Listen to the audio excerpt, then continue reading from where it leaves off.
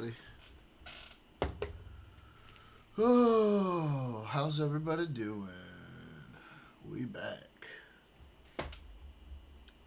We is back.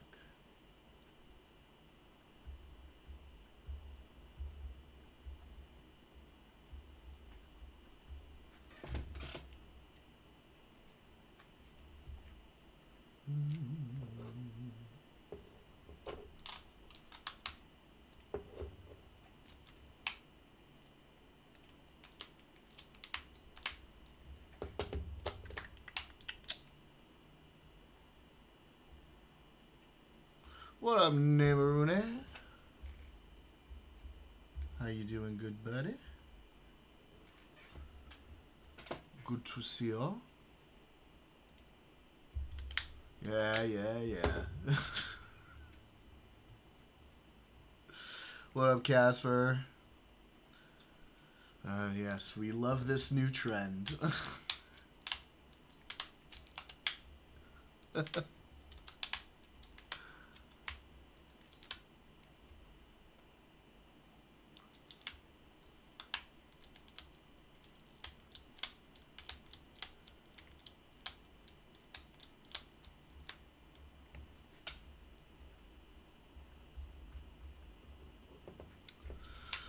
Oh, how's everybody's day going?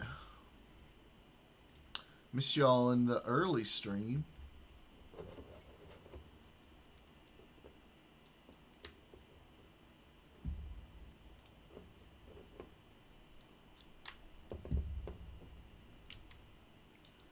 We haven't been online much, but should be better soon. Not too much. I mean, like, since the shutdown, there hasn't been a lot happening. Obviously, the one of the big things, that whole east wing of the White House has been demolished. That kind of sucks. Then we've got the consumer price index showing that prices have risen the most since January. This past month, since January. Yeah. So that's shitty, and then it looks like we're probably gonna have some sort of conflict with Venezuela, unless they're able to change something. I don't know. Yep, that stagflation. It be happening. It be happening. We're so cooked. We so cooked. Cookerino. Yeah, no new wars equals new wars, even a civil one. TBD. True. Fucking true. Oh, lots of good fun.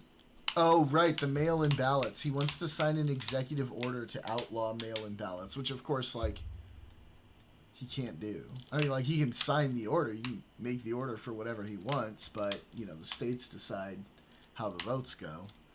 Yeah, apparently he said he's going to try again. He says, I got the best lawyers working on it.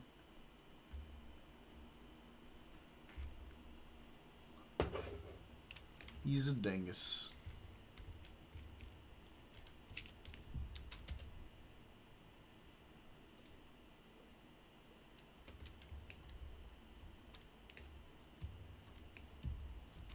Hang on, give me a sec. Yeah, I know. He's trying to do it again. Hang on.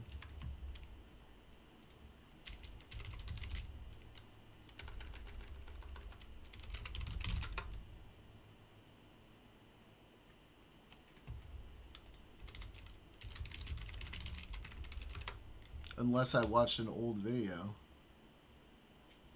Oh, I'm retarded. Oh, I'm just retarded. I watched an old video and thought it was... Yep. Your boy be retarded. Go ahead and get rid of that. Yep. Sucking the big dong on that one. Oops. Gotta be more careful. That's embarrassing. Oops.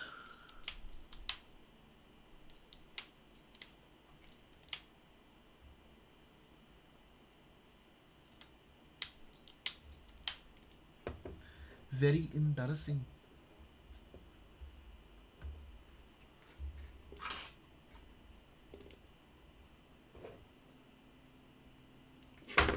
Anyway, what about you guys? What else did you want to talk about? What else we got going on? Because we can focus on that. But yeah, like it's since the shutdown, shit's been relatively slow, you know.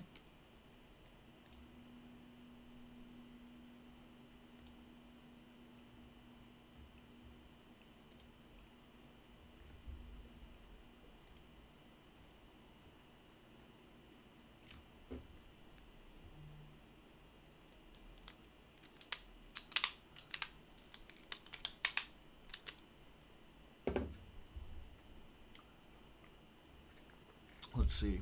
If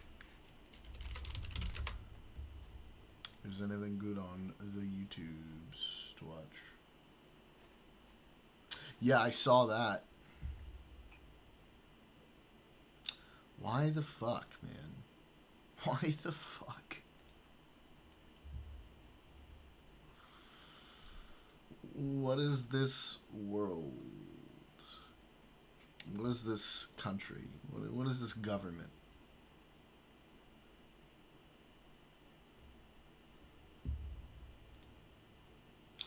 Yeah, maybe. There's even during a shutdown, he finds ways to blow our minds.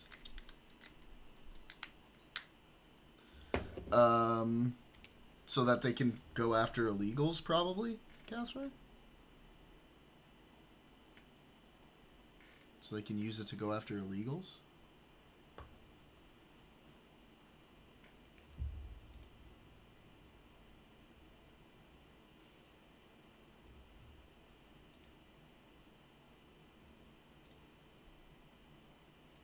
What up, Cinderella?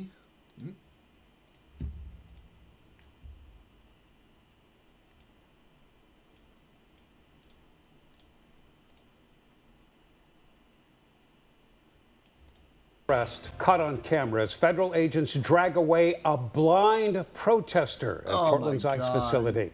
At 5 o'clock, I'm Jeff Gianola. I'm Elizabeth Din. Protesters caught the controversial arrest on video Saturday. Now to our Ariel Salk. She spoke with some of them. And Ariel, what did they say?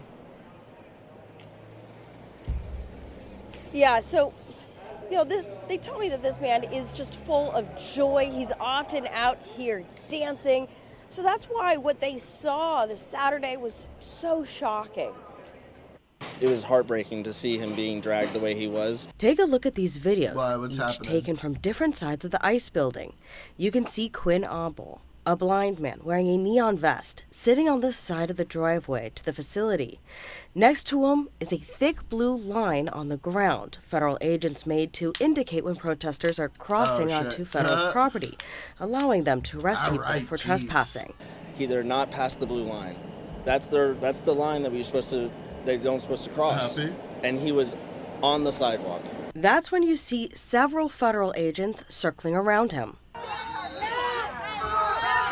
grabbing him by his limbs, carrying him into the ICE building before losing their grip, causing him to hit his head on the pavement. Yikes. The video then shows officers dragging him past the gate, with more agents getting involved, cuffing him as the man wiggled on the ground, one agent picking up his white cane. Holy shit! The visceral reaction was to just not continue videotaping and get the angle, but I just couldn't keep it out. I had to keep him in frame. Oh my god! And it just hurt my heart. It was shocking, and you can see in the video where I'm very vocal, and then you can see my breath. My breath was taken away. Because like what threat does that man represent to the agents of the state or property? I reached out to the Department of Homeland Security. They sent a statement that reads in part, "This rioter was arrested after he blatantly disobeyed law enforcement orders to remain off federal property, obstructed law enforcement, and continued to block the driveway so vehicles could not enter or exit the ICE facility." I spoke with Abel today over the phone. He tells me he's too emotional to speak today, too afraid even to leave his home, but he does want his story told. He says he's being charged with failure to comply. His friends set up a GoFundMe to help him with medical bills and legal support. He was basically the most joyous guy in the crowd. Honestly, whenever I saw him in the crowd, every day it brought a smile to my face. He is the life of this party that we're having on the street, and they took him away. Now, I also reached out to the FBI. They have been releasing daily stats of arrests and fines, but now they're pivoting to a different system, releasing that information once a week. Reporting live in South Portland, Ariel Salk, Coin 6 News. Jesus.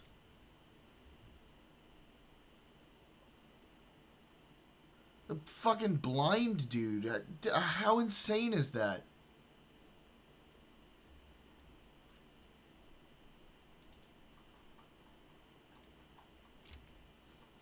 How insane is that? I don't even know what to say, bro. That's just this is so out of hand. I'd say it's getting out of hand, but it's been out of hand. See them pepper spray the person in the frog suit? I did see that. What the fuck?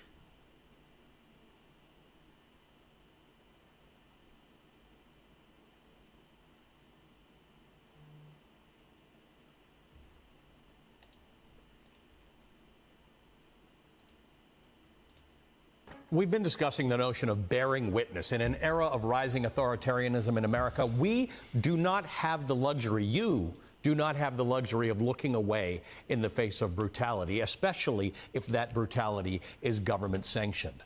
Every day, new videos are posted to social media, some of them by the administration itself, which lay bare the cruelty of the tactics used by ICE agents and federal officers deployed to America's cities. Agents are frequently seen on video being both verbally and physically aggressive with and abusive toward civilians. President Trump's decision to place federal agents in our cities has ramped up tension. This week in Chicago, protesters clashed with dozens of federal agents who responded by deploying tear gas and smoke grenades into the crowd. Jesus. Chicago police officers responded to the scene to try to de-escalate the situation. In a statement to WGN-TV, Chicago PD said 13 police officers were exposed to the tear gas. DHS says the incident, quote, reflects a growing and dangerous trend of illegal aliens violently resisting arrest and agitators and criminals ramming cars into our law enforcement officers. Well, it's not that surprising if you're being violent with them. This intense scene was sparked by this dramatic car chase on the south side of the city. Security footage obtained by the Chicago Sun-Times shows that white SUV driven by agents colliding with the red car, causing it to spin out of control and collide with a parked vehicle. Jeez, the vehicle's occupants are seen fleeing on foot before being arrested. DHS says the two men were both in the United States without legal status. The very same day in Chicago, a 19-year-old U.S. citizen named Warren King was accosted by ICE agents while attempting to leave a local pharmacy. King was tackled to the ground by an agent and can be heard shouting that he's a citizen.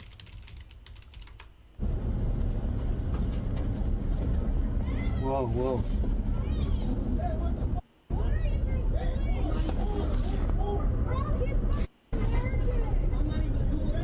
He's a citizen! He's a citizen! You don't know what's going on, so get the back. Jesus. King says he was held in a car for hours before ultimately being released. A Chicago man and U.S. citizen who was only comfortable sharing his first name, Angel, says Border Patrol agents snatched and abducted him off a Chicago street in broad daylight. God. Angel told his story to Pause and benefits for the Supplemental Nutrition Assistance Program. Begin in states from California to Arkansas just before the busy holiday season. Oh my God. Millions of low-income Americans will lose access to food aid on November 1st when how the states plan to cut off benefits. Dude. They won't receive checks. Oh my gosh.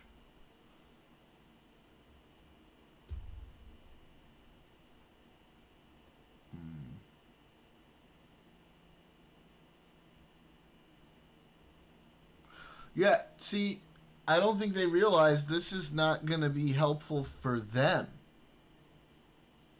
This isn't working. Like, it's not coming back on the Democrats. It's coming down on them.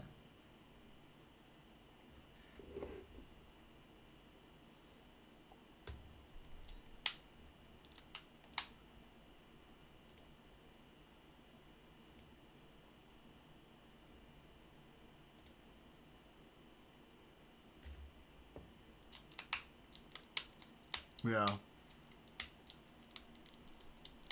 Damn. They need to stand firm. This is working. The polls are showing that people are blaming the Republicans and Trump. Come on, guys.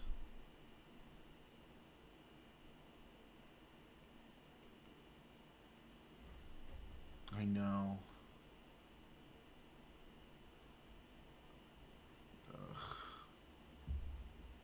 GN9 News, he said he noticed a vehicle circle back after passing him. At that point, he pulled out his phone to record.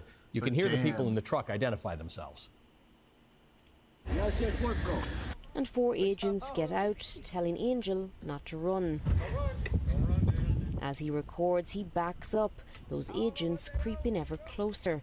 Then they grab him, knocking his phone off. I got cameras. But the cameras at his cousin's house were rolling. I got cameras. I heard the Ring camera go off, and I ran out there and I seen him driving off. They show Angel being led.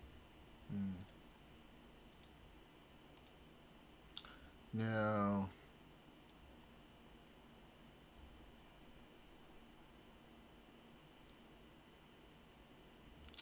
Fuck.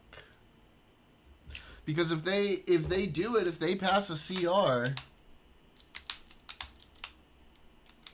they're not going to get the Medicaid demands.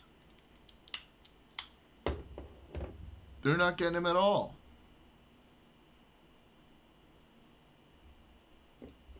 Okay. Yeah. Oh, jeez.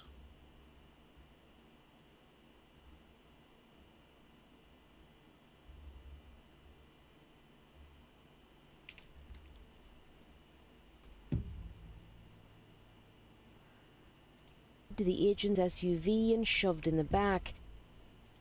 Angel says he was questioned in the SUV by agents on his legal status. Satisfied that he was a citizen, Angel says he was dumped out about a half a mile away from where he was picked up. Department of Homeland Security has not issued a statement about this incident. Angel is not the only U.S. citizen to be picked up by ICE. A new report by ProPublica found that more than 170 U.S. citizens have been held by immigration officers. Of those detained, nearly 20 were children. 24 of the detained American citizens say they were held for more than a day and were not given the opportunity to phone lawyers or loved ones. In response to ProPublica questions, the Department of Homeland Security said agents do not racially profile or target Americans. Oh, really? DHS Because the spokesperson Supreme Tricia Court McLaughlin said they says, could. quote, "We don't arrest U.S. citizens for immigration enforcement," end quote. DHL, by the way, has been posting action-style promo videos of its raid, like this video of an overnight Chicago apartment raid late last month that led to residents, including children, little children, on camera, you can see them, being dragged out of bed and zip-tied. DHS has bragged about the success of its operations in Chicago, saying it arrested over 1,500 criminals across Illinois. But its own recent press release provides information for only 10 men with documented criminal backgrounds, according to reporting by MSNBC's Jacob Soboroff. Now, most people find these videos difficult to watch, but it's appropriate at this point to consider that the Trump administration wants you to see them. This is happening, like, also while shit is getting super expensive and is going to get more expensive, and like in the meantime he's making a huge renovation to the White House and asking his own DOJ for $230 million, and then the MAGAs are just sitting there clapping along. It's so fucked. It's so fucked. Like,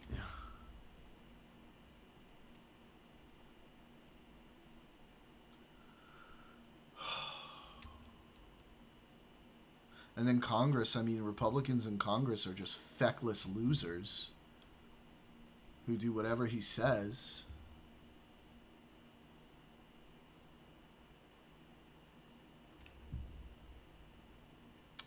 It's unbelievable.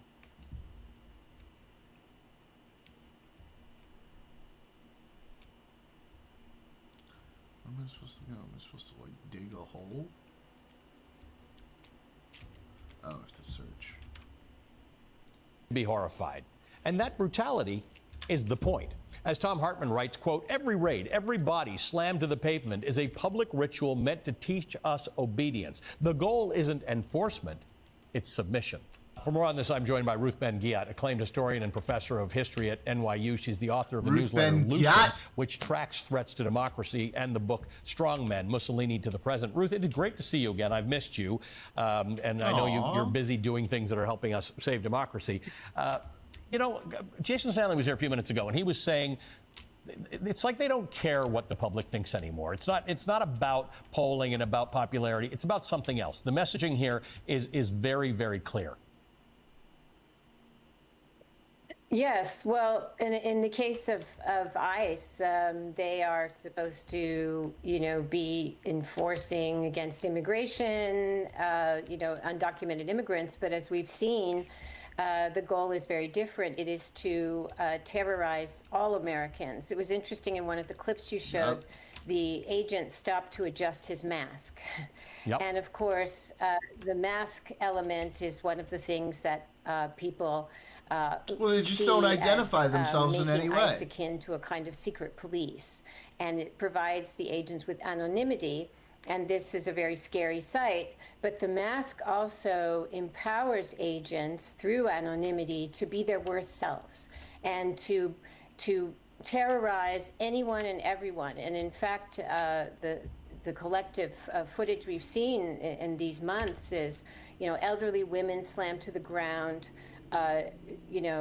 Cars having their windows smashed with small children inside them, a priest wearing his collar assaulted at close range. Unbelievable. And all of these are captured by witnesses, civilian journalist witnesses, but also are publicized, as you said, by the government in an explicit attempt to terrorize us, because the message is that we should be too afraid to protest, to speak out, to resist. Which is amazing, because that's not happening today. We're going to see a record number of people who are out there protesting. When Donald Trump first came down the Golden Escalator in 2015, he said they're going to deal with rapists and murderers. I don't know if you guys have been getting violent, paying attention to this, but one of the big things I've been seeing lately from MAGA online is just denying the number of people, and it's like, are we really surprised that once again they're completely obsessed with crowd numbers?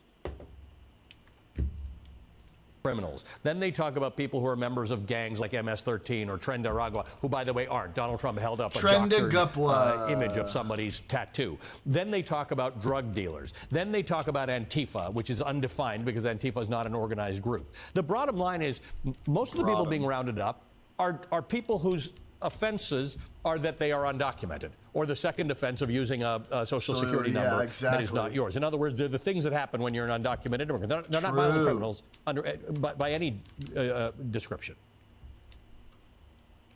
Yes, and this tracks with the construction of what some people can see as a police state.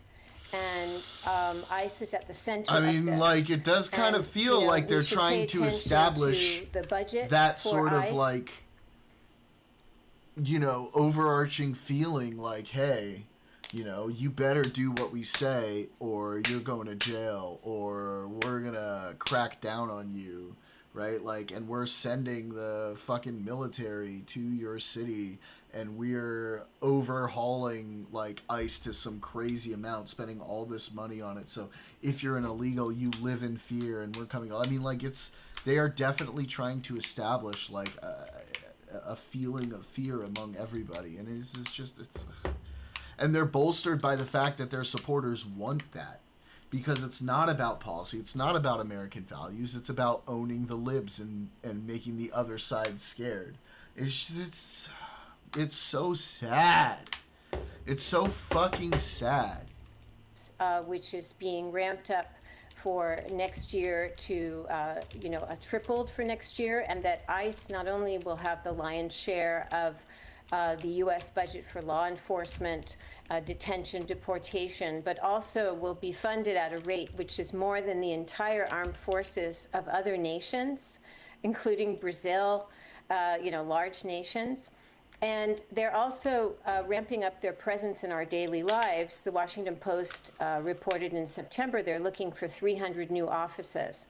And so this is very important. I wrote about this in Strongmen, that secret police in general are supposed to be everywhere. Right. Right? And so the idea is you're going about your daily lives and you don't know when or where they will get you or harass you or take you away or not take you away but beat you up, because they are everywhere. And this is why it's so important. We're watching Andor, and that 25 today's we're protests living and Andor. other Apparently the new season of The Boys is going to be similar to, and it's going to like shine a light on like everything that's going on here as well.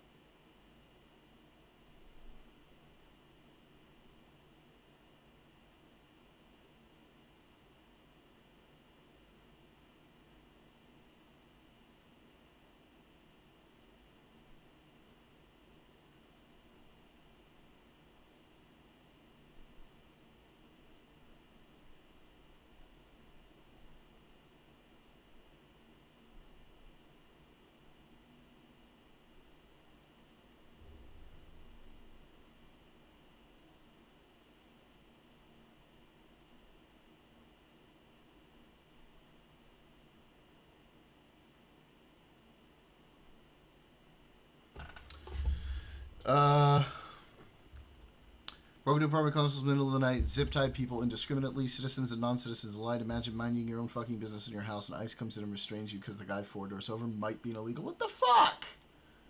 What the fuck is that? That's fucking insane, dog.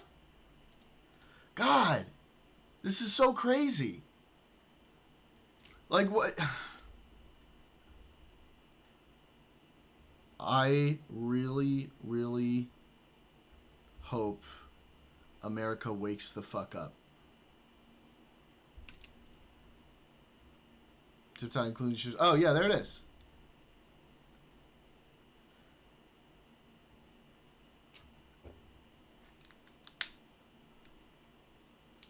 What the hell? What the actual fucking hell, dude?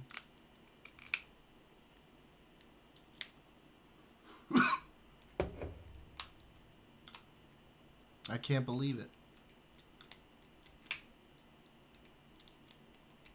Yeah, it's always going to be every single time with, like, again, how many members of Tren de Aragua are there?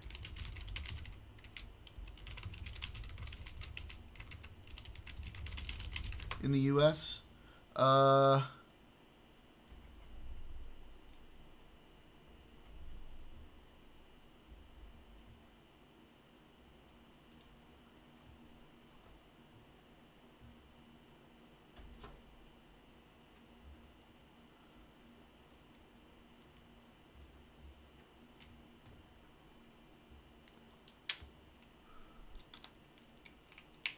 Yep.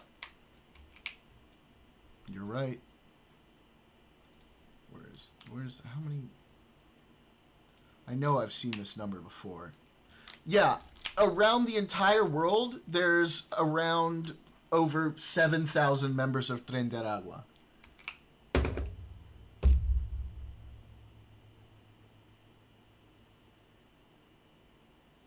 And this is how they're going to use this gang as the scapegoat for something that's affecting like hundreds of thousands of people. It's fucking stupid.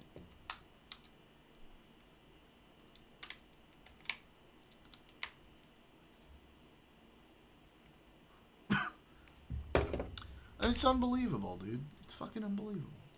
Protests are also local, because they turn our communities from sites of terror into sites of rightful protest. And that is one way that we can sensitize the public and encourage more people to come out and not be afraid, because fear is what all autocrats traffic in. They try to get ahead of protests by having shows of force. But as we see from the history of resistance around the world, people will come out and protest. And think about Iran and China in 2022. Yep. They will protest in very dire conditions because they know it is the right thing to do. And that's what we're seeing today. We're hearing from people who've never protested in their life that they're going out this morning to these protests. The use of video. When you talk about the history of Italy or Germany, the one thing they didn't have is video and phones. I understand that the government's using this propaganda themselves, but the idea that people are catching this brutality unedited, it is very hard to watch this stuff, and we show it on every show because you just got to watch it. I think that's remarkable, that what you call the citizen journalism is a remarkable form of activism right now. It is, and when I say citizen journalists, there are citizen journalist movements, and this is when we use our smartphones to record something, that's a bit different. But we are witnesses, and it's very empowering to be able to capture the truth at a time and in a place when truth has become a casualty of disinformation, of government propaganda. And we also know that the government is itself equipping some agents and units with cameras to provide their own footage. They're trying to make the argument for that this is a war, that the cities are Antifa hellholes through visual means, because this is an administration that is very, very sophisticated with its messaging. Yeah, exactly. And President Trump himself is very attuned to the image. And understands how images operate. So we can use images in a counter sense. And people have always done this, whether it was Argentina in the 1970s, where mothers came out and held up pictures on wooden poles of their loved ones who had disappeared. We have today other means to do this, but we are in a righteous tradition. Righteous tradition. All right, let's see, what else? What else we got, y'all? Just mention the key.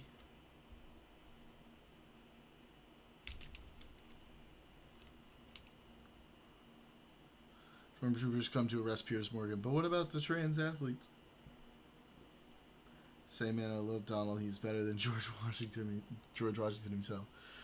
And the best president for black people since probably Abe Lincoln.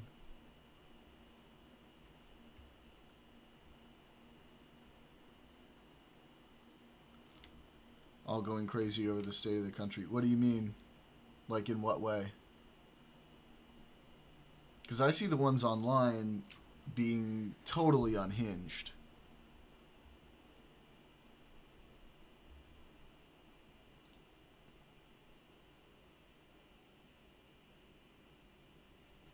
Wow.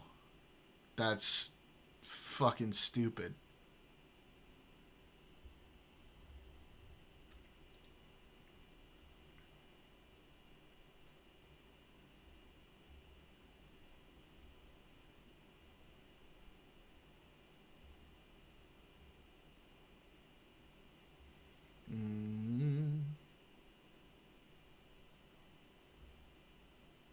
Yeah. That's how conservatives have always been, though. I know. Oh, man.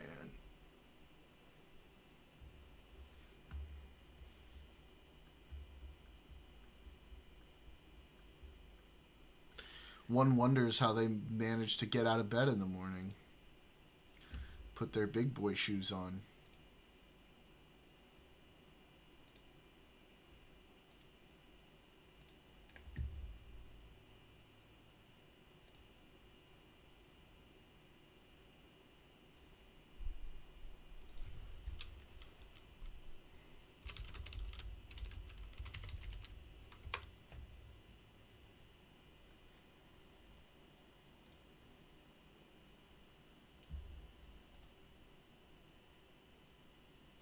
And all the time, too, it's not always exclusive to conservatives. Yeah, everyone's retarded. No surprise there.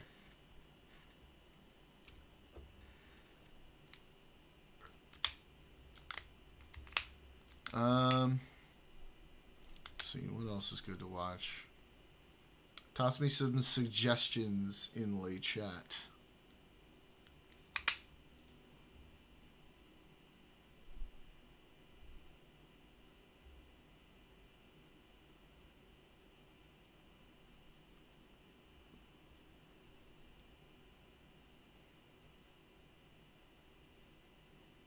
This was a fucking prophet. We're partway through Revenge of the Sith, nearing Order 66. Yeah.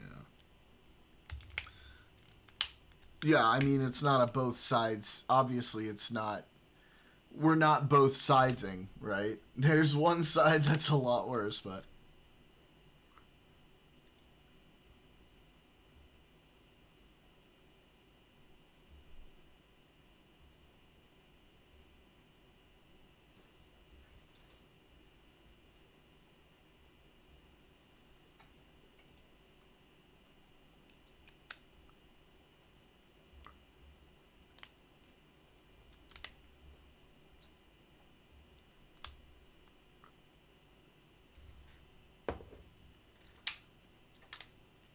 I know some. I mean, yeah, there's criticisms on the left, but, like, to equate them, no shot. And we're talking about the far left, sure. The far left is fucking nuts, but, like, equating the two? Nah. Like, in general? No. The right wing has lost its mind. At least with the left, most of them are still, like, regular fucking people.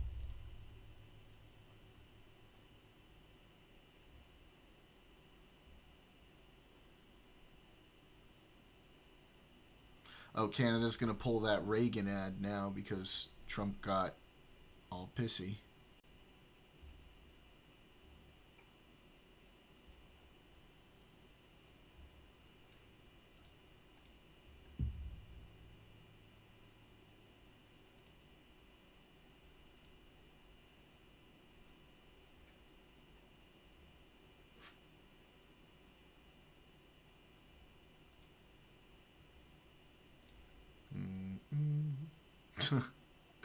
Fair, fair.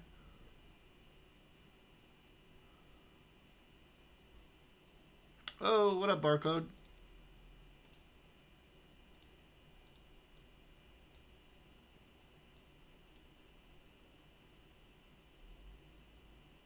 What is this from?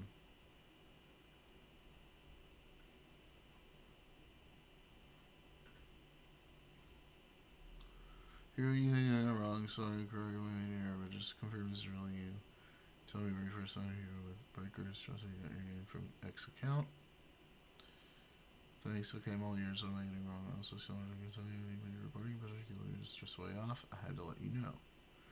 There are sources that are accurately telling you what you're writing. Seems clear to me you just jump to your biased conclusions based off what you read instead of truly looking at the evidence. Context: Lindsay Halligan texted a reporter as she put out a story on the James case. Interim United States Attorney for the Eastern District of Virginia.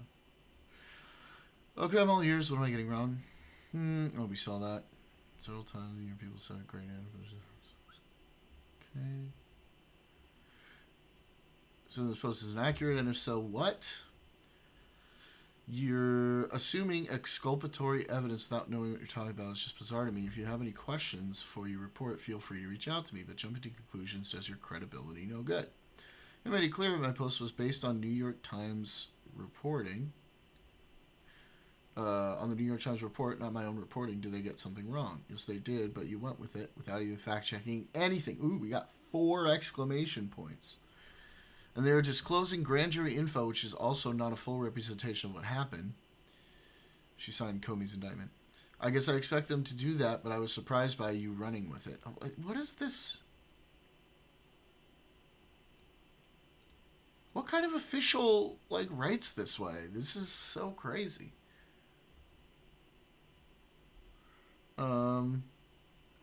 How to retract or correct anything that is untrue, but I can't do that if I don't know what the supposed error is. Can you be more specific?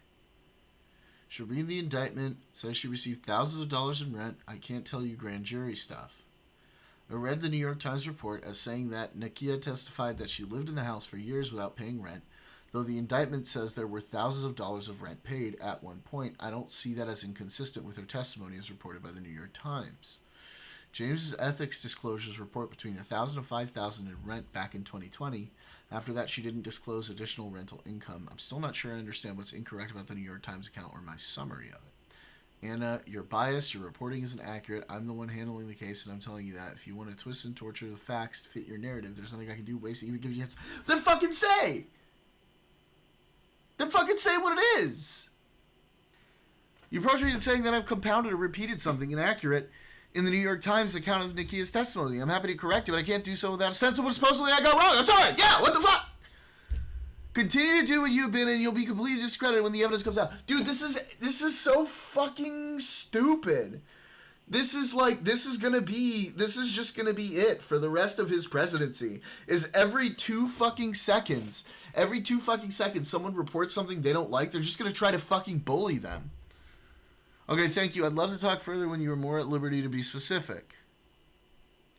You said, I appreciate you reaching out this time. I was pretty focused on what I'm going to go around the tweet, but I'm curious for your thoughts more broadly. What are you most frustrated that reporters aren't focusing on or writing about with respect to the case? Trying to compare Democrats and Republicans is like making a big deal of one dude with a piece of spinach in his teeth. Meanwhile, the other guy found the largest pile of cow shit diving in, swimming in it, and smearing it all over himself, and looking at the guy with spinach in his teeth like he's the weirdo. True. Frustration generally with reporters. You're the only reporter I reached out to. Got it. Thanks. And again, I do really appreciate you reaching out. I have a bunch of questions about some of the reporting all around all of this, and I'm sure I will in the future. I'd love to stay in touch if you're open to it. Like, for example, I saw the Wall Street Journal report saying that you are likely to bring additional charges against James. Is that something to expect this week or further down the line? You don't... Dude, it seems like Trump is telling them what to say, right? You don't report fairly, and I can't discuss any potential charges with reporters. If evidence arises that warrants further charges, I'll look into it. Okay, I was just wondering for planning purposes, but that's fine. I thought you said I was welcome to reach out to you about what other outlets are reporting. Why do you report on what other outlets are reporting? If I was you, I'd develop sources myself and out-compete all of them. This is so weird, dude. This is so weird. Yeah. Well, I guess I'm a bit confused. You got in touch with me yesterday and told me I was welcome to reach out to you with questions. You obviously know better than anyone what's going on in this case. What was the purpose of reaching out to me? Not to open a line of communication. Was it just to insult my reporting? No, it was for you to correct it, which you refused to do. You don't report fairly, bro!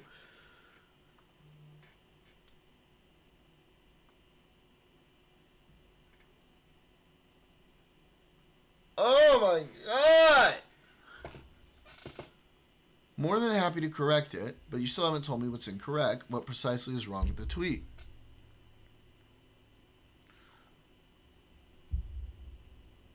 No response. Maybe you can provide some perspective on this. I took another look at the indictment. It alleges that James claimed thousands of dollars in rental income on tax forms. I'm still having trouble understanding how that contradicts the account in the NYT. It's too vague. Why use the S? Why not just state the actual amount of rental income reported and the relevant years in which tax forms were filed? So you're not interested in answering my questions, and I understand that, but if you change your mind, you can provide some perspective on any of the following. Here are a few things I'd be interested in your thoughts on. Again, Why the language thousands of tax forms in the James indictment, the timing and amount of money collected are really consequential details, and I can't understand why the indictment seems to hide the ball on that point. It would be much appreciated if you could help me understand what's going on there. It's been reported that Pam, Todd, and Eric Siebert, in addition to a bunch of other career prosecutors, all expressed concerns about the strength of the James case. Todd and Pam were supposedly caught off guard by the indictment. If the case is as strong as you say it is, what's up with that? Do you have a sense of which AUSAs will work on the James case? Will Diaz and Lemons work on that one too, or will it be people already at the EDVA? Thank you, and I hope to hear from you soon. Everything I ever sent you is off record. You're not a journalist, so it's weird saying that, but just letting you know. Oh, fuck.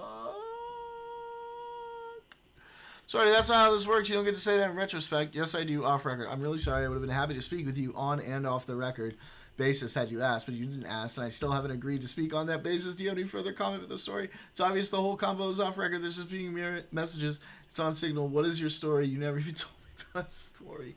Bro! Oh my god, what the fuck? Oh my god, dude. What is this? What is this? What even? What even?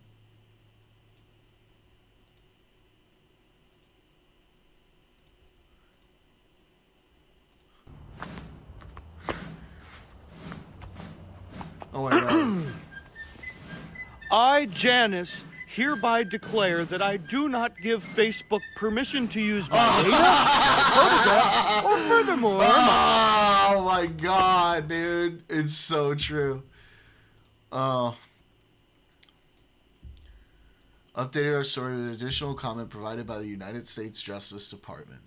Just a few minutes before the deadline, my dormant Signal connection with Halligan suddenly came alive again. 2 p.m. she texted me, by the way, there's off the record, you're not journalists. We're saying that, I'm just letting you know. Well, I'm sorry, that's not how this works. You don't get to say that in retrospect, because I'm really sorry, I've been having this video, blah, blah, blah, blah, blah. It's always a whole, blah, blah, blah, I didn't respond in time. Okay, I'll text it later. Hours after Lawfare published this article, Justice Department spokeswoman Natalie Baldassari provided the following additional comment. For including my statement in your story, I just realized I spelled Lindsay's name wrong in the initial response. Would you mind correcting?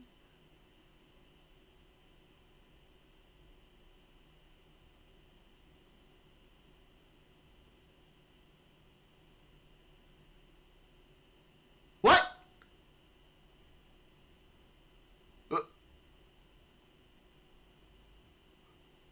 No.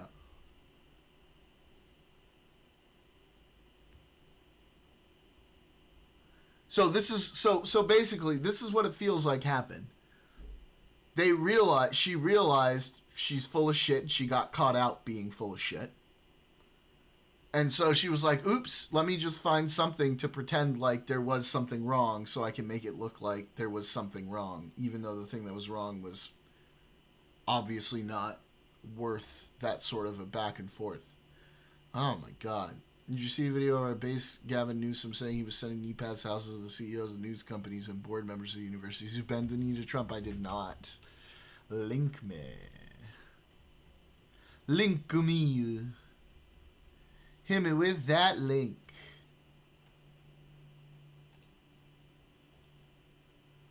Bernie went on Tim Dillon and said Trump is doing better on the border than Biden. In a sense.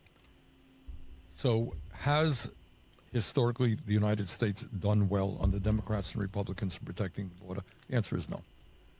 Trump did a better job. I don't like Trump, but we should have a secure border, and it ain't that hard to do. Biden didn't do it. Those before him did not do it. We should have a secure border, period. If you don't have any borders, then you don't have a nation, right? In a sense.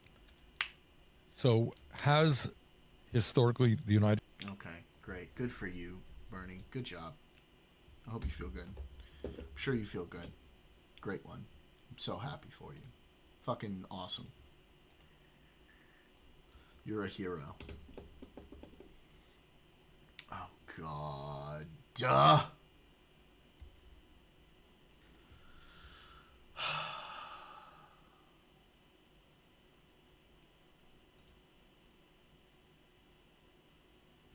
What else we got?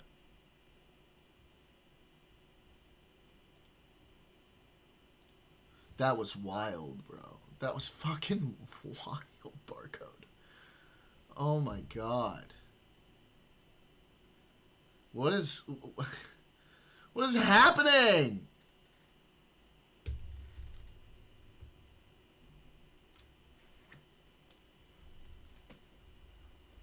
What is happening?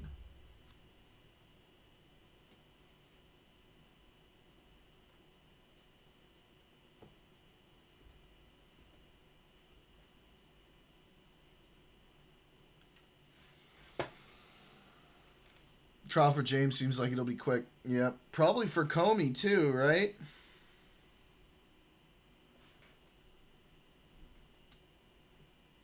He wants 8 to 10 witnesses and judge said they'd be done in 2 to 3 days. Oh.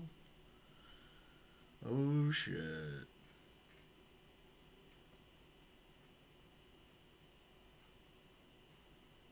Oh shit.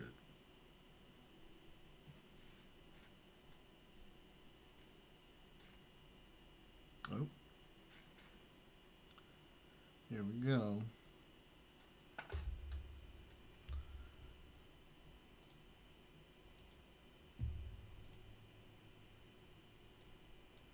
Okay, good. This isn't going to look good for them.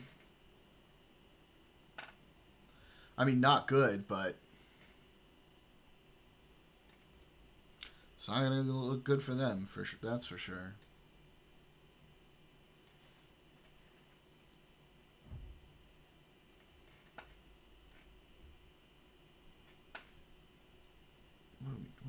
What is this happening? Oh my god, dude. This shutdown needs to fucking end. But they're just like, no. It's crazy because they're like, they won't even be honest about, like, they're just completely lying about why they're cutting the budget, the healthcare budget. I mean, they just won't be honest about it. Like, if they were at least honest about it, like, I might be like, okay, like, I really disagree with what you're doing, but at least you're being fucking honest about it. But no, it's because, oh, illegals, all this money is going to illegals' healthcare, which is just completely untrue. The ETC strikes.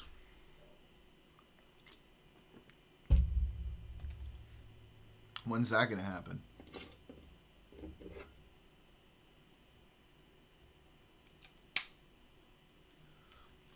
Yeah, there it is. Yeah, it's pretty much over for Cuomo and Sliwa. After those debates, they're just not going to do it. It's not going to cut it. Okay. Well, hopefully the Democrats stand strong until then.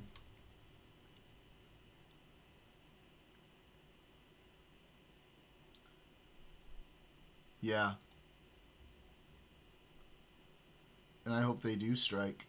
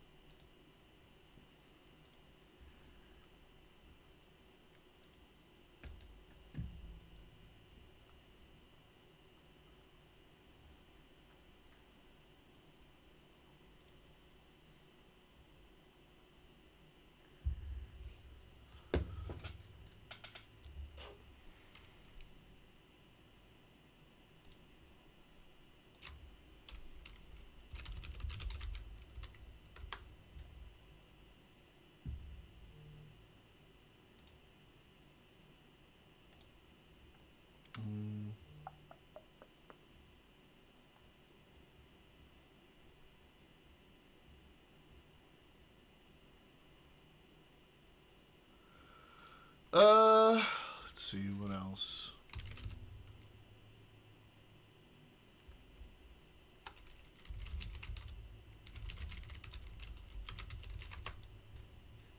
Nice. Sick. Big win, Neighbor Rooney. Big win.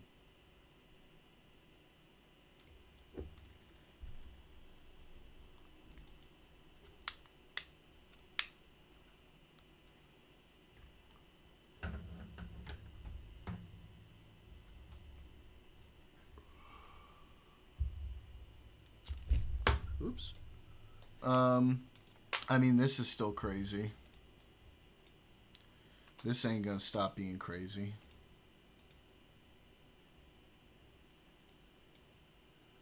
Ooh. Yeah, that is true. They only have 2 seats.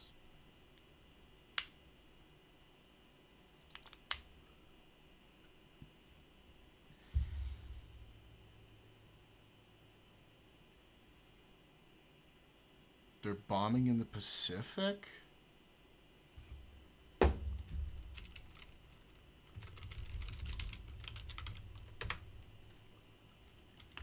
Oh, yeah, jeez.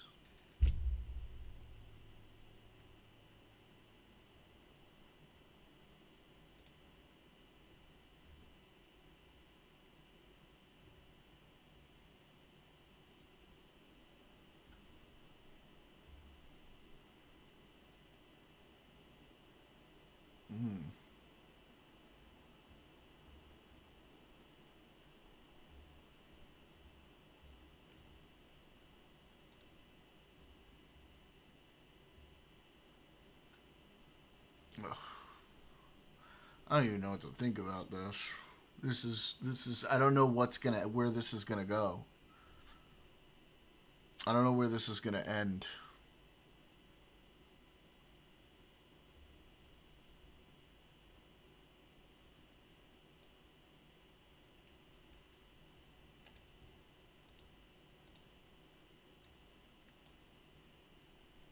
These cartels, and Congress is likely to approve of that process. Why not just ask for a declaration of war? Well, I don't think we're going to necessarily ask for a declaration of war. I think we're just going to kill people that are bringing drugs into our country. There's a small land. Okay, we're going to kill them. You know, they're going to be like dead. Okay. Yeah. And Mr. President, if What you is are this?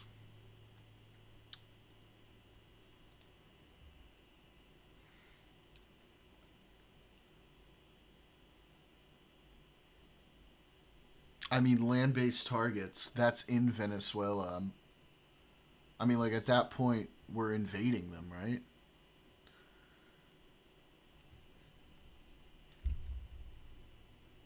Oh, God.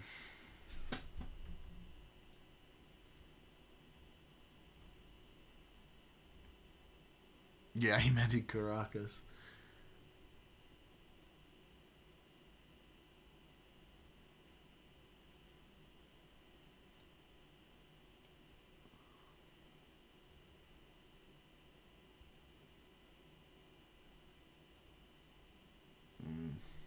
Yeah. This is going to be real risky.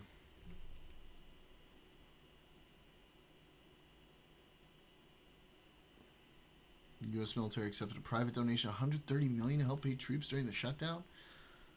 Well, yeah, but we don't care anymore if it's a violation of federal law. We don't care anymore. We don't care about that. This is Trump's America. We don't get 2 shits.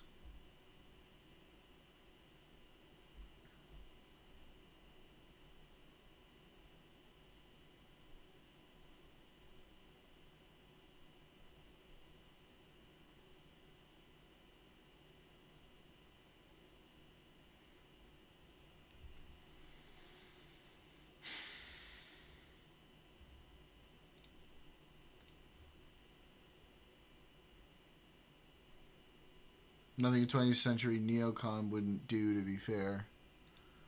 I mean,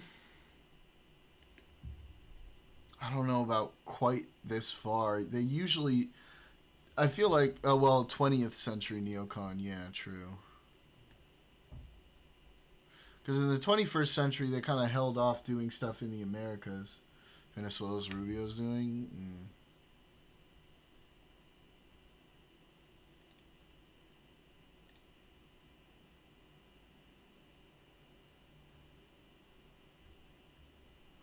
Alright, I want a nice long video for us to watch.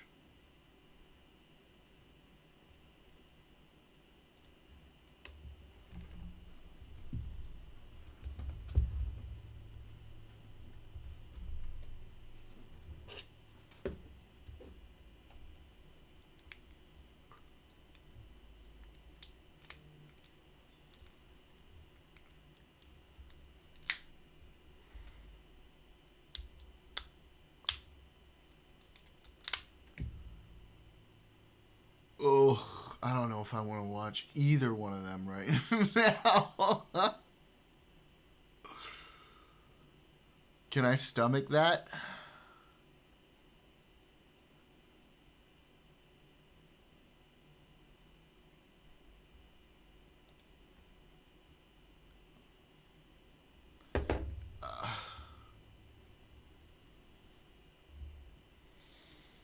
Oh, man.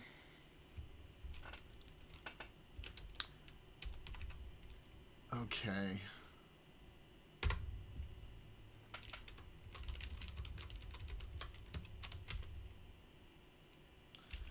Bernie.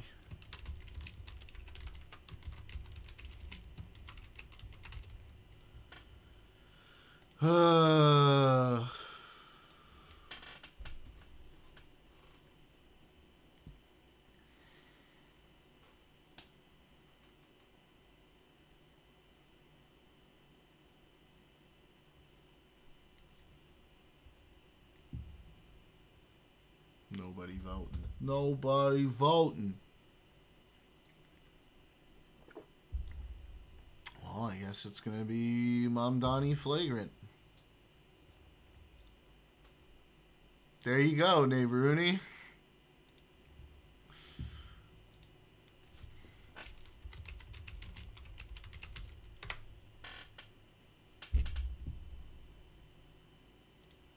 You should have come through. We were at Maharaja Suites in Jackson Heights. Hey, dude. Giving up your tie. I would love No, to. it's fine. Next time I'll let you know. I'm going to get your number because your comms team ducks me. So I'm going to get your right number. Take it. Okay, Take beautiful. I'm going to get it after I'll this give it to you episode. right now, bro. Because they'll probably yank me very quickly. Yeah, We got to start this immediately.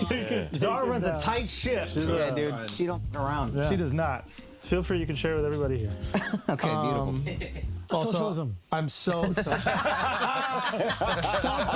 Are we rolling? I'm so angry, by the way, that you guys did the New York City Olympics. Because I hit that guy up. I was watching Subway Takes, and I'm forgetting the guy's name right now. My bad. But he goes, we should have like a New York City Olympics where the boroughs compete. And I didn't DM Kareem. I DM'd the guy. And I go, let's make this happen. Like, I am down. And he goes, how would we do that? And I go, we'll find a way. And then I see you a few weeks later, like, we're doing it. Everybody come out. Where were you, Far Rockaway or something? No, in Coney Island. It was Coney Island. Coney Island. Yeah. Anyway, guys, we're here with the next mayor of New York City. Zara. Let's go.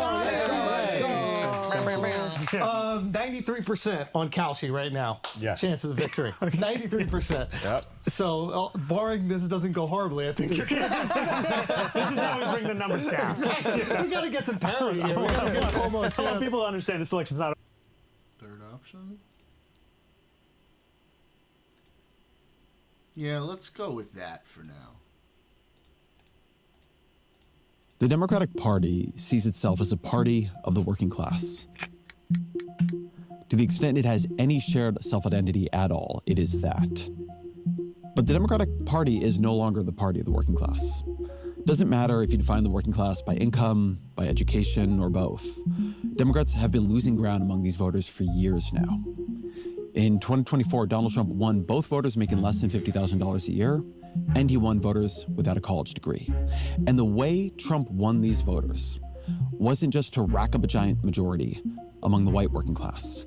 First in 2020, and then even more so in 2024, Trump made huge gains among working class Hispanic voters, significant gains among black voters.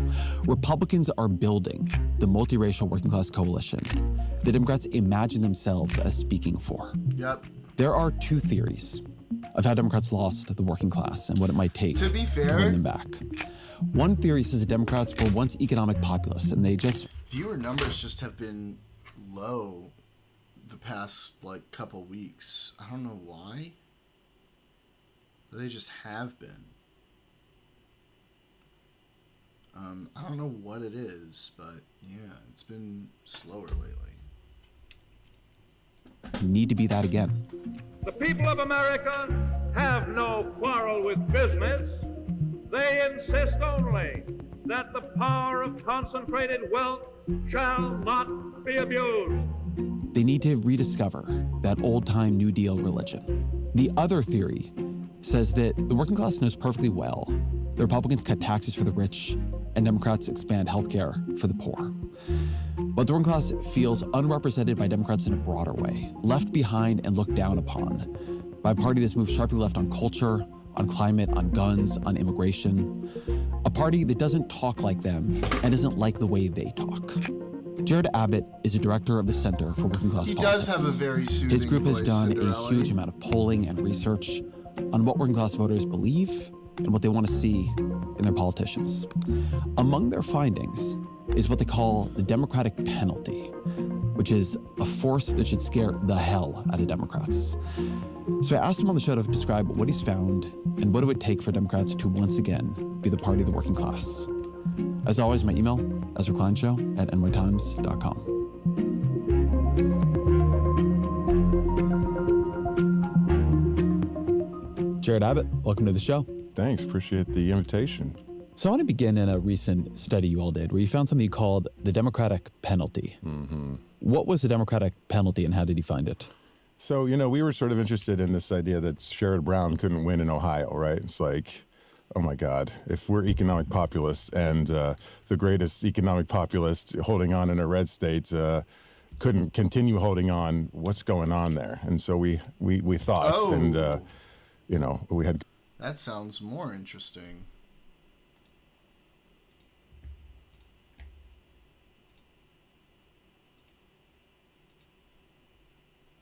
Because they don't have the information they need. Because they don't have the information. And pharmacies charge more than others for those shrouded in secrecy that forces Americans to ask the wrong questions. Instead of asking, is this the best doctor for my needs? We ask, is this doctor in my network? Instead of asking if the cost of surgery or medicine could be more affordable or better quality elsewhere, we ask, how much is the copay? Trying to navigate the bureaucracy to get answers to healthcare costs and pricing can be incredibly intimidating, especially for vulnerable populations like many in our aging community. With healthcare emergencies happen, and we don't always have time to research and shop around for our best option. But for a huge section of our healthcare needs, there is clearly a better way to operate for everyone, from patients to doctors. What I'm talking about is known as shoppable services, and they include elective surgeries, lab tests, prescription drugs, and more. These kind of healthcare services make up roughly 40% of all healthcare costs, and there is significant potential to introduce consumer-driven free market reforms like price transparency into the space to help drive down healthcare costs for all Americans, including our aging population. We know some sites and pharmacies charge more than others for these exact same shoppable services. For example, hospitals charge more than ambulatory surgical centers. In Medicare, we try to address this problem through site-neutral payment reform, but in the commercial insurance space, things get more complex. That's because in the current commercial marketplace, it's up to every insurer to reach a cost arrangement with healthcare providers. Those agreements have different reimbursement rates, and those differences get passed on to consumers at different rates. Because of these agreements, the cost differences are not always tied to quality, meaning two patients could be receiving the same treatment, but one could be paying significantly more because of the cost agreement made behind closed doors, and they could actually get a completely different quality and different service, not tied to price at all. For example, MRIs are essentially fancy cameras that take life-saving pictures. You have a digital camera, you have a phone. How much does your next picture cost? Yet there's a wide disparity in pricing and cost passed on to the patient depending on their insurance provider. Lab tests, they're the same. The cost of a test can vary widely by providers, but you're receiving the same quality lab result no matter what you or your insurance provider is paying. Generic drugs, which is up to 90% of the drugs dispensed at a pharmacy, there typically is an upfront price transparency for consumers to price shop. That makes no sense. And I typically quote more specific pricing examples, but providers don't like to publicly list their prices and rely on hiding the actual cost of services they're providing. Not only does this secrecy make it difficult for consumers to make smart, market-driven choices, it allows prices to inflate and drives up costs for everyone. Price transparency is not a partisan concept. I don't know, I'm it's sure common there's sense. something. When patients There's can see always prices, something. they can make informed choices. When providers compete on price, quality, and costs go down. When they compete on price and quality, costs go down. Because we don't operate this way right now, there's too much inflated pricing in the healthcare system. And that's true whether you're in New York or whether you're in Florida. The current system simply does not incentivize people to seek lower cost options. Healthcare doesn't have to be any more complicated than a lot of other things. I spent most of my life in business, and I've run one of the largest healthcare companies in the world. I learned pretty quickly that when you make things simple, give people price transparency, and focus on outcomes and quality, the result is lower costs, healthier patients, and a better system for everybody. Today, we have the opportunity to hear from witnesses who have put what I've said into action, and look forward to hearing how they are working to provide service for our aging population and all Americans. I'm also eager to hear their thoughts on how we can work to empower patients to make decisions and reduce some of the inflated costs in our healthcare system. I hope today's hearing will be the start of a discussion on how price transparency and competition Just can glad drive you're down not costs watching a and mirror, improve quality for yeah. all Americans, but especially our aging population. Now, I welcome my ranking member, Senator from New York, Senator Jill Brand, for her opening statement. Thank you, Chairman Scott, and thank you for calling today's hearing. Thank you to all our witnesses. This is going to be an excellent hearing. Everyone in this room today is here because we all agree that the cost of healthcare is too high. In the richest country in the world, it is unacceptable that 1 in 3 adults skip or postpone getting healthcare that they need because of the cost. It's unconscionable that 1 in 3 adults do not take their medication as prescribed because of costs. This afternoon, we will hear from a wide range of witnesses who will share their expertise on how Americans' ability to shop for health plans, medical services, and drugs can help them access the care they need at a cost they can't afford. Every year during open enrollment, tens of millions of Americans visit the health insurance marketplace to shop for a plan that works for their family. They're able to see if plans include the doctors that they need or the medications that they need and weigh the differences between them based on premium costs, deductible amounts, and other factors that matter to their households. It's the ultimate shoppable service. Unfortunately, at the end of this year, crucial tax credits that help hardworking families afford the marketplace health plans are going to expire. On average, these families will have to pay more than twice as much for their premiums in 2026, and many enrollees will have to pay more. It's costs they definitely can't afford. Nearly 5 million Americans will likely lose their health care coverage and become uninsured. These enhanced tax credits particularly help many of the 5 million adults between ages 50 and 64 who buy their insurance through the marketplace. These enrollees are people who've had to scale back hours at their job to care for aging parents, people forced to work part-time until they retire because of a physically demanding career, or people who retire early and can't get private insurance because of pre-existing conditions. Over half of the people set to lose tax credit eligibility altogether are within this age range, many with incomes just above the eligibility cutoff for the standard tax credit. By January, they could pay tens of thousands more in premium costs. That's a lot of money out of your pocket when you're trying to save for your retirement. In nearly every state, because of age rating, older adults can already pay nearly 3 times as much as younger adults do for the same plan. Losing tax credit eligibility will compound those higher costs. These older enrollees also have a greater healthcare need. Even if their premium costs increase dramatically, they're more likely to keep their bank-breaking coverage.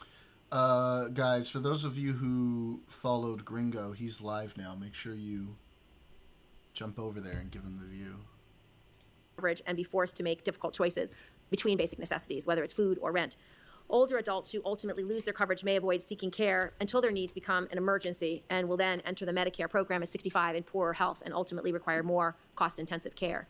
I've heard from a lot of constituents across the state about the positive impacts that these enhanced premium tax credits have had on their ability to live and potentially have to make those devastating choices that will make it very difficult to survive. One constituent asks, do I pay for my health care coverage and be healthy or pay for the food that I feed my family? This is what it comes down to. I'm always going to choose my family. So now, if I go to a doctor for my debilitating migraines or my diabetes or emergency care, I'll have to pay more out of pocket because I can't afford the premiums. Another constituent shared, I depend on my health insurance for daily medication, frequent appointments, and procedures. I'm a New Yorker that has worked full-time since I was 19 and still can't get ahead in life. I can't afford to see the doctors without insurance, and my employer plan is unaffordable. What am I supposed to do? These enhanced premium tax credits have been a key driver of the record 24.3 million Americans being signed up for coverage in the marketplace. They play a vital role in bringing down the cost of accessing high-quality care for many enrollees. The cost of care is still incredibly high, and this is not the entire solution, but it will address an urgent affordability crisis that's happening right here, right now. For example, people in Idaho have already started signing up for coverage, and in less than 10 days, people will across all the other states, too. If Congress doesn't act to extend these credits before enrollment begins, Americans will experience sticker shock at the rate hikes and may decide to drop coverage with only a very slim possibility of them ever being able to come back. I stand ready to work with my colleagues on this to reach a bipartisan deal and extend the critical tax credits that will allow consumers to shop for healthcare plans that cover the cost of medical services and drugs and what they need to get for their healthcare. I look forward to the discussion about how to lower costs. I know you all have some really great ideas that I want to hear about, and I'm excited that this committee is working on how we best lower costs. Thank you. Thank you. Now I'd like to welcome our witnesses, all of whom are at the forefront of challenging the status quo in today's healthcare system. First, I'd like to recognize Mark Cuban, our second shark this year. Mr. Cuban is the co-founder of Cost Plus Drugs Company, an innovative online pharmacy that's changing how Americans purchase their medications. At his company, he lists the medication's actual costs as a 15% transparency markup and sells directly to consumers. For millions of Americans struggling with high prescription costs, especially seniors on fixed incomes, this model has shown that transparency and competition can deliver real savings. Thank you for being here. You may begin your testimony.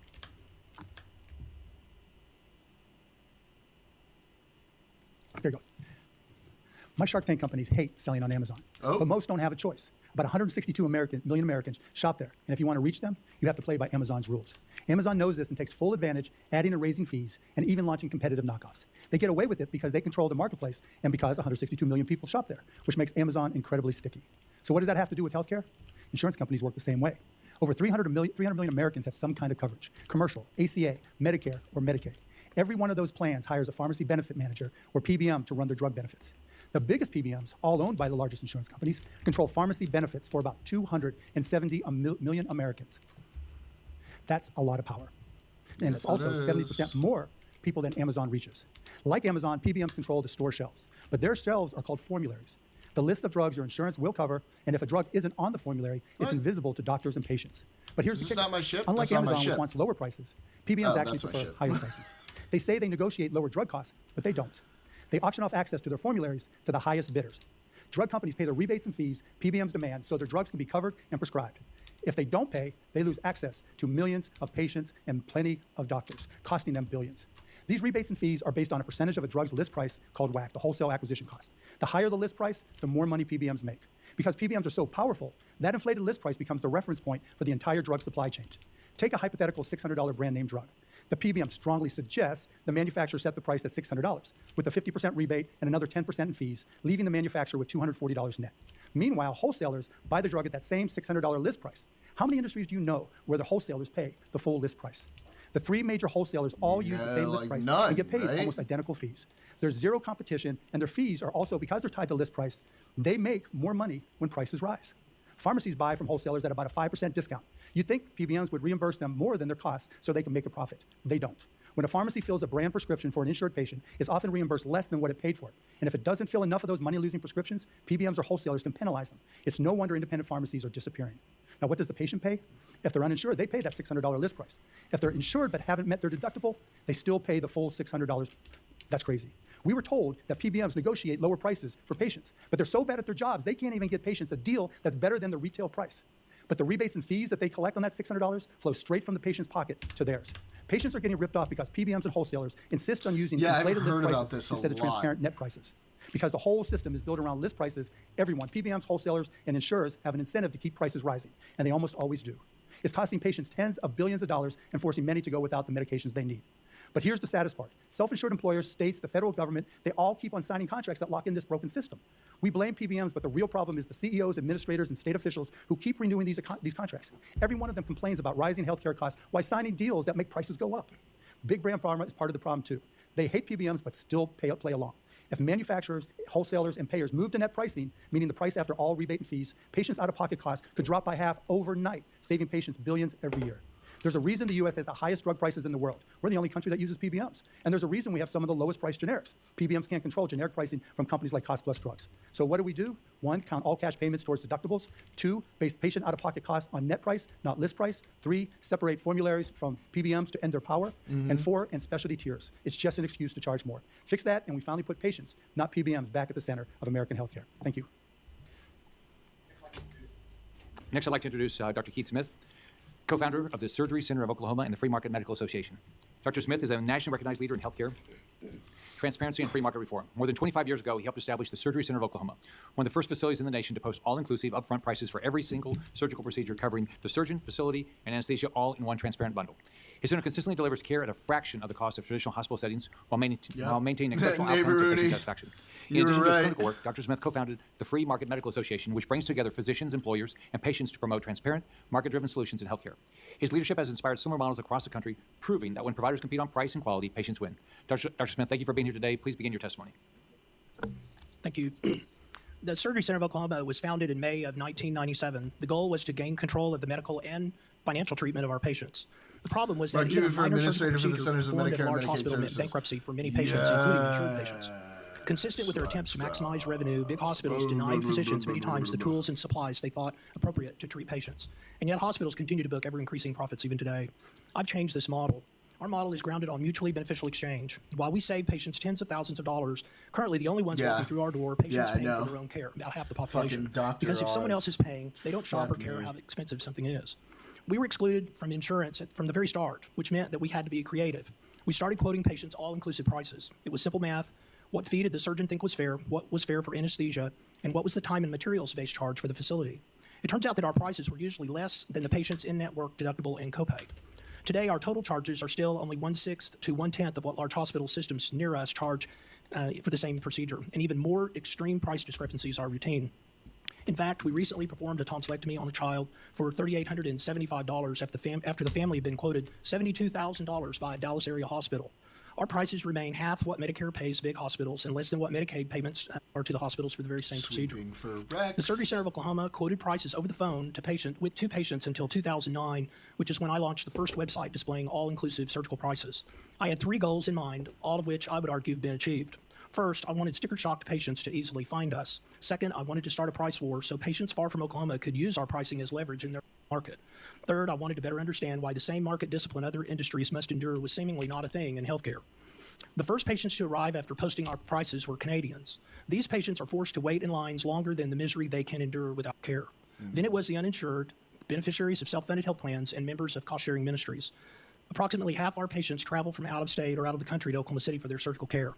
As news of the success of our model has grown, so has the number of facilities, and I'm happy to report large hospitals who have now copied us. Price matching in the industry has had a deflationary effect, even on the price gouging facilities, as they stand to lose business and patients if they don't compete. Our model also increases the quality of care because physicians with unpredictable outcomes shy away from this tightly disciplined space.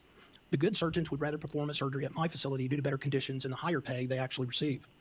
While building the surgery center and changing the market, my mission is now grown. Arcadia. I now also run Atlas Billing Company, which facilitates payment bundles for the surgery center of Oklahoma, and is now curating surgical bundles for many other facilities now attempting to accommodate price-sensitive buyers and.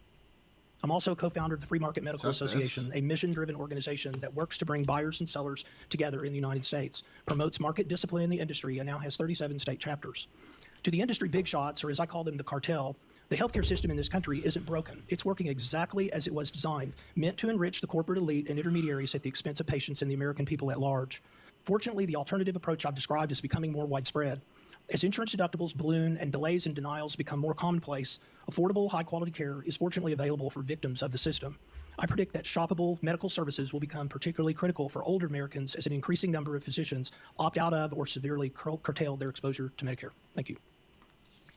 Thank you, Dr. Smith. Now I'd like to introduce Dr. Don Moulds, the Chief Health Director for the California Public Employees Retirement System, CalPERS. Dr. Moulds oversees one of the largest public health purchasers in the United States, covering more than 1.5 million public employees, retirees, and their families. Under his leadership, CalPERS pioneered the use of reference-based pricing, where they set clear benchmarks for elective procedures like joint replacements and allow patients to shop for care that meets both cost and quality standards. Dr. Moulds brings valuable insight into how large purchasers can use data and competition to make healthcare markets work the way every other market does to the benefit of the consumer. Thank you for being here. Please begin your testimony. Chairman Scott, Ranking Member Gillibrand, and members of the committee, thank you for inviting me to testify on behalf of the California Public Employees Retirement System. My name is Don Moulds, and I serve as Chief Health Director for CalPERS. With more than 1.5 million members, CalPERS is the largest commercial health benefits purchaser in California and the second largest commercial purchaser in the nation. We contract with numerous large health insurance companies to provide our members with a variety of health plan offerings. In 2024, we spent about $12.5 billion to purchase health benefits for active and retired members and their families. CalPERS employs a range of innovative cost containment strategies to address rising medical costs. Among these is reference-based pricing, which has proven to be an effective tool for addressing shoppable services that tend to vary greatly in price. In 2011, CalPERS implemented a reference pricing program for hip and knee replacements, which are good examples of services with significant cost variation across facilities. Through this program, 46 California hospitals that met quality standards agreed to a fixed price of $30,000 for these surgeries. Members who chose reference price facilities paid standard coinsurance, while those who opted for non-participating facilities were responsible for any costs above the reference price in addition to their standard coinsurance. Within 2 years, the program increased the portion of members that used the preferred facilities from about 50% to 64%. But what was particularly noteworthy was that the non-reference price facilities reduced their charges to meet the CalPERS reference price. As a result, price variation decreased dramatically. The average price dropped from $35,000 to $25,000, while the non-reference price facilities dropped their prices from $43,000 to about $27,000.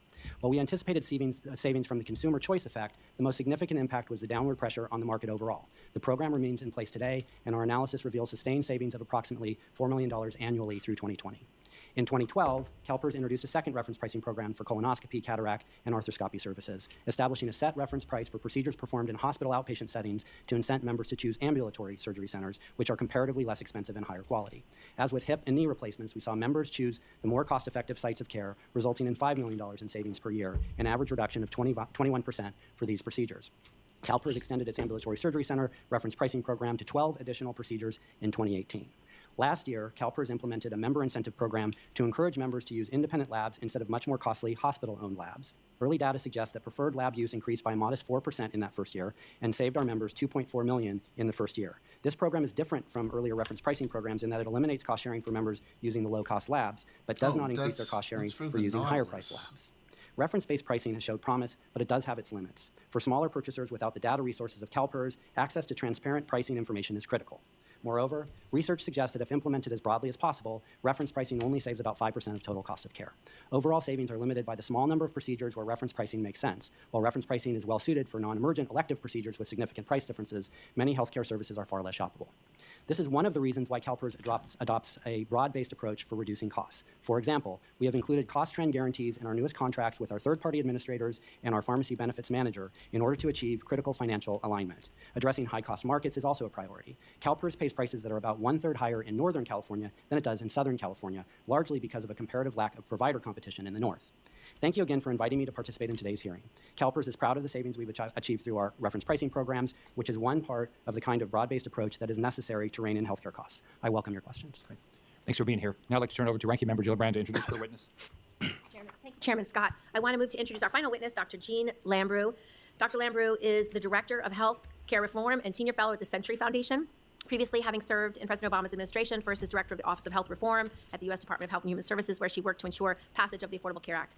Dr. Lambrou served as President Obama's Deputy Assistant for Health Policy, where she helped to guide the implementation of the Affordable Care Act. Most recently, Dr. Lambrou served as the Commissioner of Maine's Department of Health and Human Services following her appointment by Governor Janet Mills. Thank you for being here, and you may begin your testimony.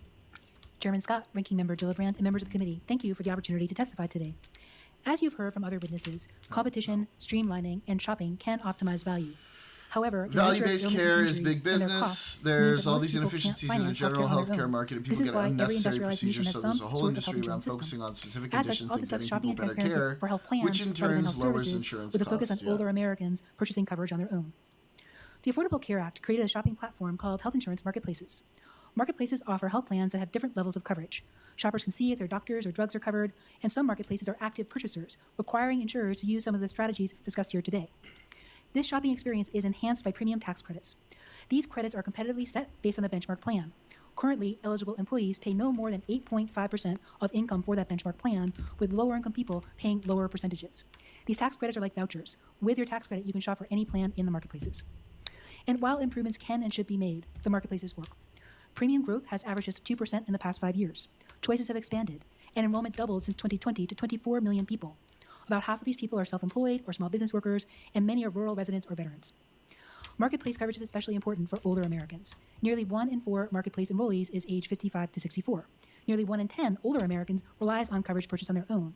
And the uninsured rate among people ages 50 to 64 has dropped by 50% due to marketplace changes and the other ACA reforms. This is about to change. The budget reconciliation law and recent rules will reduce marketplace coverage. Moreover, the enhanced premium tax credits currently in place will end in December. As a result, the average marketplace enrollee will pay more than twice as much out of pocket for premiums starting in January. There's no historical precedent for such a large one-year increase for so many Americans. The cost increase will be even higher for people with incomes above 400% of the federal poverty level if the cutoff of premium tax credits is reinstated. Over half of people losing tax credit eligibility will be people ages 50 to 64. Deposit? For example, a 60-year-old couple with income $85,000 will face an average increase of $22,000. This represents 27% of their household income. And the income varies by location. The same couple will pay $28,000 more in Savannah, Georgia, and about $31,000 more in Caribou, Maine. To put this into context, if this couple paid that extra amount until they become Medicare eligible, it would consume over 60% of the typical retirement savings. Others will simply be unable to afford these premiums. They will become uninsured. Older people losing coverage are at greater risk of lobbying unmet for this needs, or something? It worse seems health, like it would be and real premature bad death. for them. The impact will extend to other Americans as well. I don't Medicare think costs so. are likely to rise to pay for the unmet needs of previously uninsured enrollees. This sounds like a more political will be reduced, thing. according to all insurance commissioners across the country. At least to me. And in the words of the American Hospital Association, there will be an impact on the entire community, even those with coverage, because of an influx of uninsured patients into emergency departments, causing longer waits, stressing the whole healthcare system, and the inability to get the care that they need. In conclusion, Americans want clear choices and affordable options for health coverage as well as health care. Extending tax breaks for private health insurance can help achieve that goal. Thank you for the opportunity to present this testimony. Thank you. Now we'll go to questions. We'll start with Senator Tuberville. Thank you, Chairman. Thanks all of you for being here today and talking about a subject that's very important to all Americans across the country. And what insurers and as Dr. Smith said, an out-of-control healthcare system, which it is. Mr. Cuban, innovative companies like Cost Plus Drugs have already proven bypassing traditional PBMs can deliver real savings at pharmacy counters. President Trump has announced Trump RX, a new website to connect patients directly with the best prices. How might Trump and RX and direct patient programs improve affordability for patients? Your basic way you're doing this. Yeah, I mean, we'll work with Trump RX. I mean, it's incredible. It's stupendous. It's like the most incredible program ever. And so we're excited to offer them our API so that they'll be able to download our daily prices. So when they go down, everybody benefits. Plus, I like what they're doing with the MFNs because, as I mentioned in my comments, our brand drugs are more expensive because PBMs are involved. And with Trump RX and the MFN program, that allows manufacturers to work around the PBMs and work directly to patients. So I think it'll save seniors, it'll save everybody a lot of money. You think this is the future? I don't think it solves the ultimate problem of how the system is designed, but I think it's something that we obviously agree on because that's what Cost Plus Drugs is. We publish our entire price list every day. Your company posts drug prices with full cost breakdowns. How does this transparency help save patients money? I mean, with costplusdrugs.com, any patient can just go look at the price for their medication. And so there's no uncertainty. But more importantly, by seeing our markup of only 15% and seeing our costs, it's a that builds .gov trust. website. I always tell everybody in our company that what we really sell in this industry is trust. So I think that's what's really allowed us to grow so quickly. So if you sold Ozempic and somebody else went through PBMs, how much cost would they save? Well, if you look at what's happening now where the PBMs work with sponsors, they're typically being charged $1,300. And if you look at the direct-to-consumer programs that are being put out there by Novo and Lilly, it's $499 or less and probably falling. So there's already a significant difference. And the crazy part is that difference of $800 typically goes right into the pocket of the PBM, who then decides how much they're going to give to the employer. So it's a huge amount as of right now. Thank you. Dr. Smith, the Surgery Center of Oklahoma has proven that real price transparency can lower cost and improve patient access, which is something we often hear discussed in the context of PBMs and prescription drugs. What inspired you to create this transparent surgical model, and what parts of the traditional healthcare system, much like PBMs in the drug space, were you trying to get around? Well, we started the Surgery Center of Oklahoma because, frankly, practicing in a big hospital as an anesthesiologist, I served as an accessory to a financial crime. Surgeons were also being denied the tools many of them required to appropriately treat patients. Years ago. Due to Yeah, but cost-cutting like, measures come and hospitals on. trying to maximize the revenue. So What are we gonna what are we gonna do when there's a different president? It's still gonna be this? What about like after he dies? Is it still gonna be this? Good Lord, my brother in fucking Christ.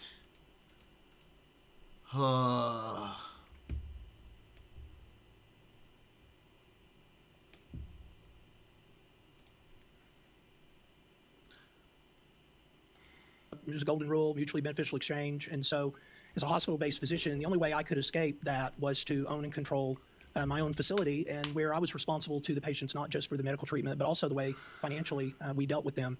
So if a patient asked, what can you do about this bill? My answer was everything, including not charge them. So we're in a good position to be charitable on an individual basis, and that's really the answer. We started it because we wanted to be in control of the medical and the financial journey the patient had in their healthcare experience. Some patients, some people argue that patients won't shop for care or that it's too complicated to understand. Do you think that is true, and what savings have you seen for patients when prices are available?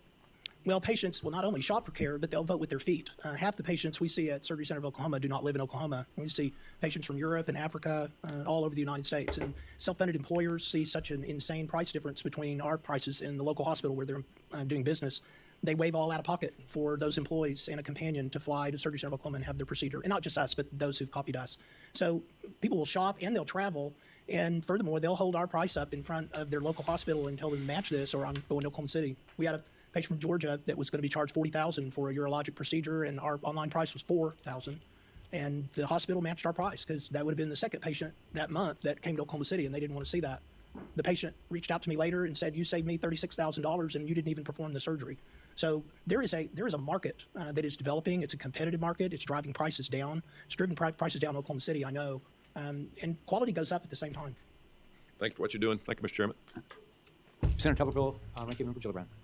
Thank you very much. Ms. Lambrew, why do so many adults between the ages of 50 and 64 rely on the enhanced premium tax credits? And how do you anticipate adults between the age of 50 and 64 will be impacted if these enhanced premium tax credits are not renewed? How will they be able to save for retirement? What will the impacts be? Yeah, just to start with, we know that as people approach age 65, they often go to part-time work. Some retire early. Some are forced to retire early, working in a hard construction job or some other physical job. They just can't make it till age 65 when they can enroll in Medicare, which is why we really see 23% of all of our marketplace enrollees are in that age group versus 15% of the rest of the population. So it definitely is a more important source of coverage for that group. It's also important for rural areas where we also know residents are older. Farmers typically don't get employer-based insurance. They have to buy coverage on their own. We just know that this demographic is more important for them. Tough. And the numbers are pretty stark that the cost of health insurance across the board is high, too high. We should look at all available options to lower employer coverage, Medicare, Medicaid, and marketplace coverage.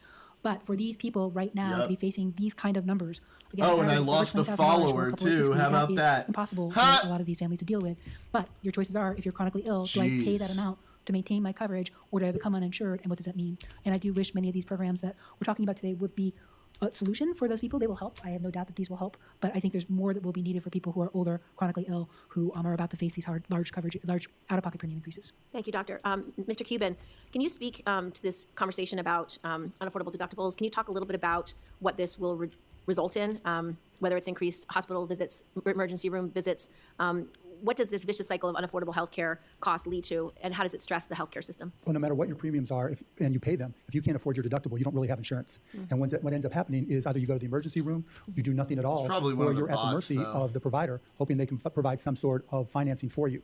Either way, it creates very difficult situations for seniors, for entrepreneurs, for anybody in that situation. And as I alluded to in my comments, we don't do anything to help people who are unable to afford their deductibles. And in fact, we make it more difficult. Dr. Smith alluded to the fact that the cost of a surgery could be extremely high, and if you can't afford your deductible, you can't get it. In the case of pharmacy benefits, if you have a drug like Eliquis where the list price is $600 and you have a $4,500 deductible under an ACA silver plan, you're going 7 months having to pay full list price. And if you can't afford to do that, you're out of luck. Right. Let's pause it for our Japanese travel YouTuber slop. The other day I started receiving messages from people asking me if Japan is okay, linking a rather ominous sounding video called What is Happening to Japan? It wasn't just the title and thumbnail that were ominous, but the description reading, Is Japan cooked? I've seen a lot of changes and things seem to be getting worse. In an era where I'm now being sent daily AI videos and photos that sorely misrepresent Japan from bizarre and questionable accounts, it made an almost refreshing change to be sent something produced by a human being. And more crucially, a creator who is one of the biggest foreign content creators living in Japan, with 1.4 million subscribers on YouTube alone, and hundreds of thousands more across other social media platforms. In fact, the same video had been chopped up into half a dozen videos without dialogue and shared on Instagram and TikTok, amassing over 3 million views in just a matter of days. Now I was especially concerned, not just as somebody living in Japan or Tokyo, but actually this street where the thumbnail's taken is somewhere I walk down once or twice a week in Nakameguro. One of my favourite coffee shops is just around the corner, and in fact, this video I made earlier in the year was filmed on the same street, albeit at a different angle, not showing the abandoned house. And not to mention, I've actually been living in the neighbourhood myself for the last 3 years. And when I went to take the thumbnail for my video, I quickly noticed a few interesting differences between my original ungraded photos and the thumbnail of her video. It is a rather fascinating game of spot the difference. So naturally, I was a bit concerned to find out what is happening to Japan, especially as over 3 million people had seen this message. For half of the runtime of the video, the creator in question walks through Shinjuku, Japan's biggest nightlife district, with a reputation for being dirty and gritty, filming bin bags. There's also the fact that politics has been kind of slow since the shutdown, and I think a lot of people are kind of burnt out right now.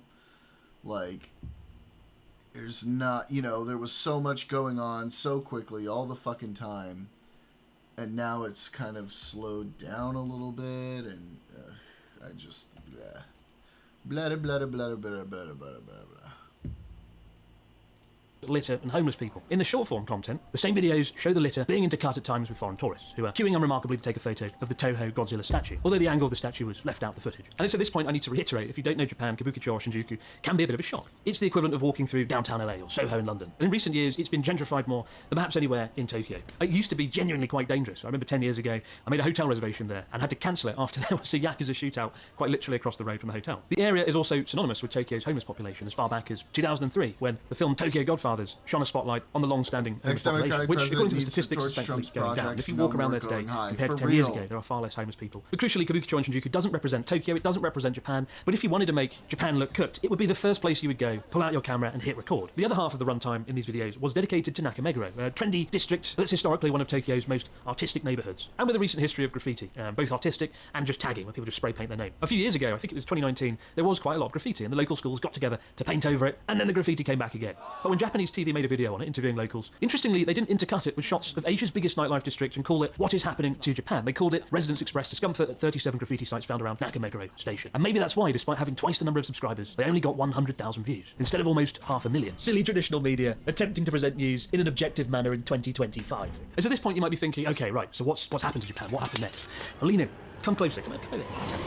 That was it. That was literally it. In a country of 120 million people, they were all cooked because of some bin bags in a red light district and some spray paint on a wall down 6 or 7 streets in the capital city. And while the YouTube video was 15 long, stupid minutes, I'll never get back. It was the short form content that really concerned me. We live in a scary time when more people now than ever before learn things about countries and cultures from 30 to 60 second videos without context, and where the more sensationalist the videos are, the more you will be rewarded for it. People are angry, both in Japan and around the world at the moment, and this video, or these videos, seem to be exceptional rage bait that made a lot of people angry.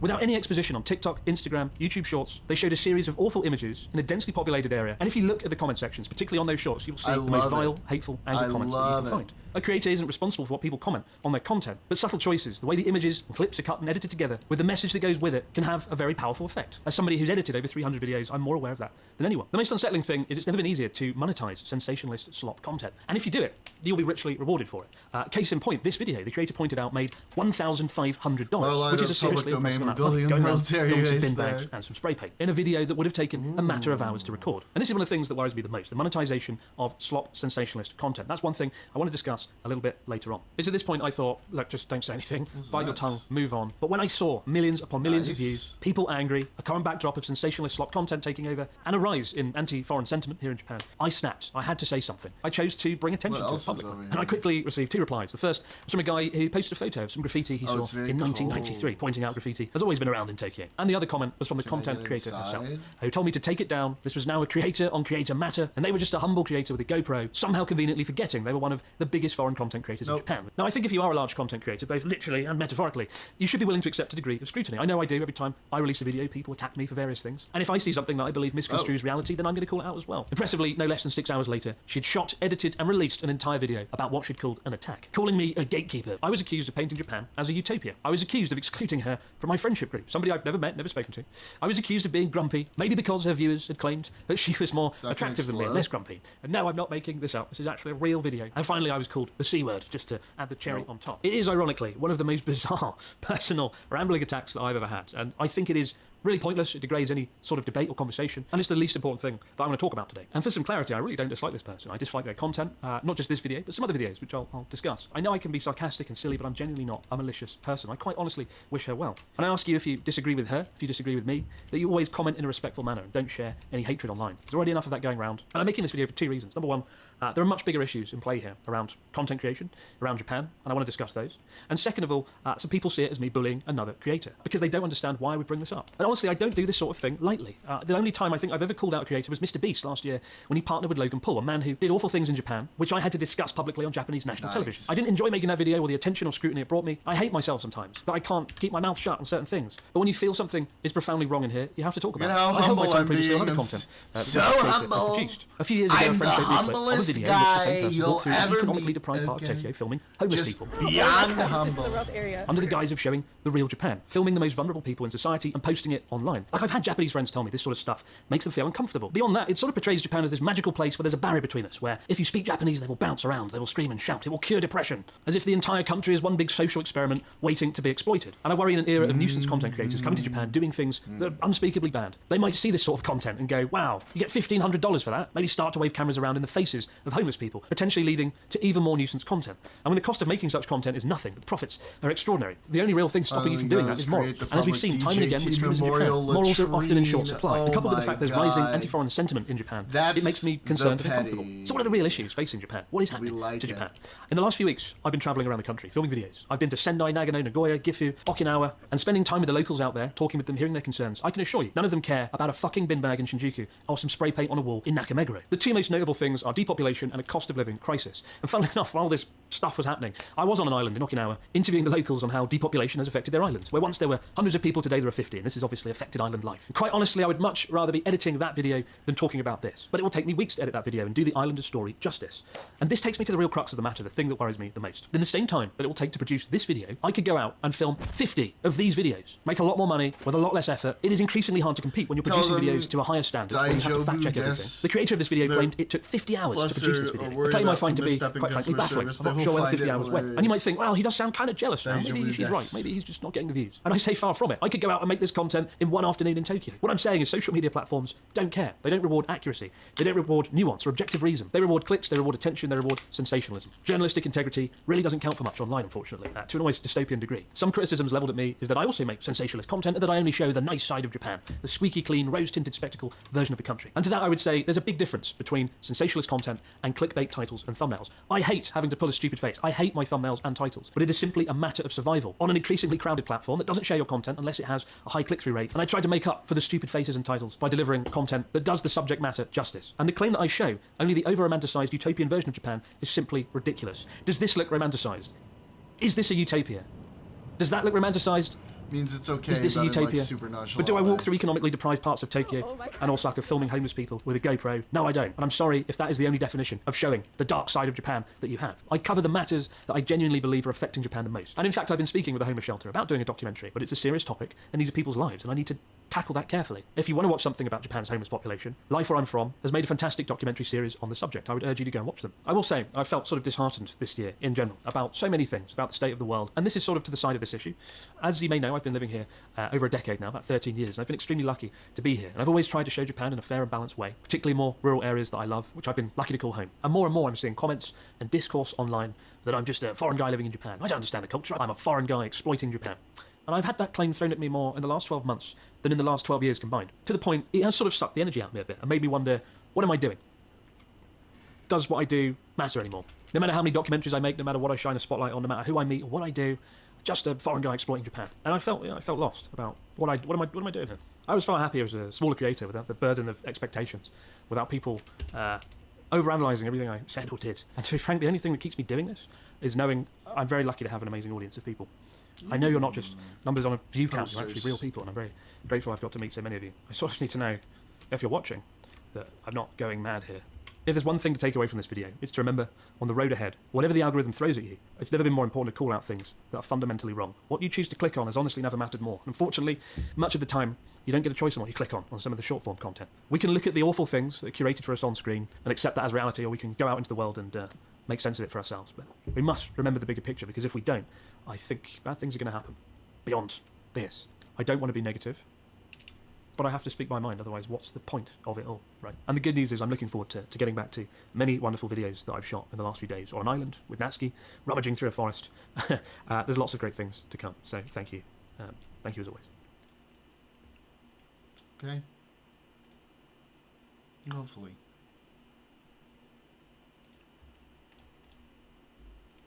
More slop. Gotta love the slop.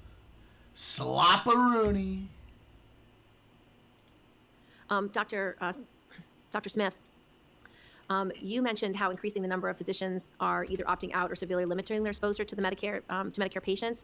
Why are physicians increasingly dropping Medicare, and how are these patients going to get the care they need? What factors are driving up the cost of providing care, particularly for older adults, and what can be done on the federal level to provide greater stability for these practices to enable them to treat older adults?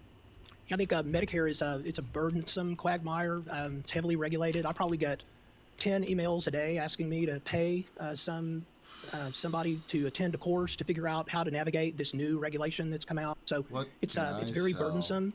Also, the payments to individual physicians, the independents, have not really kept up, and frankly, they've been wrong.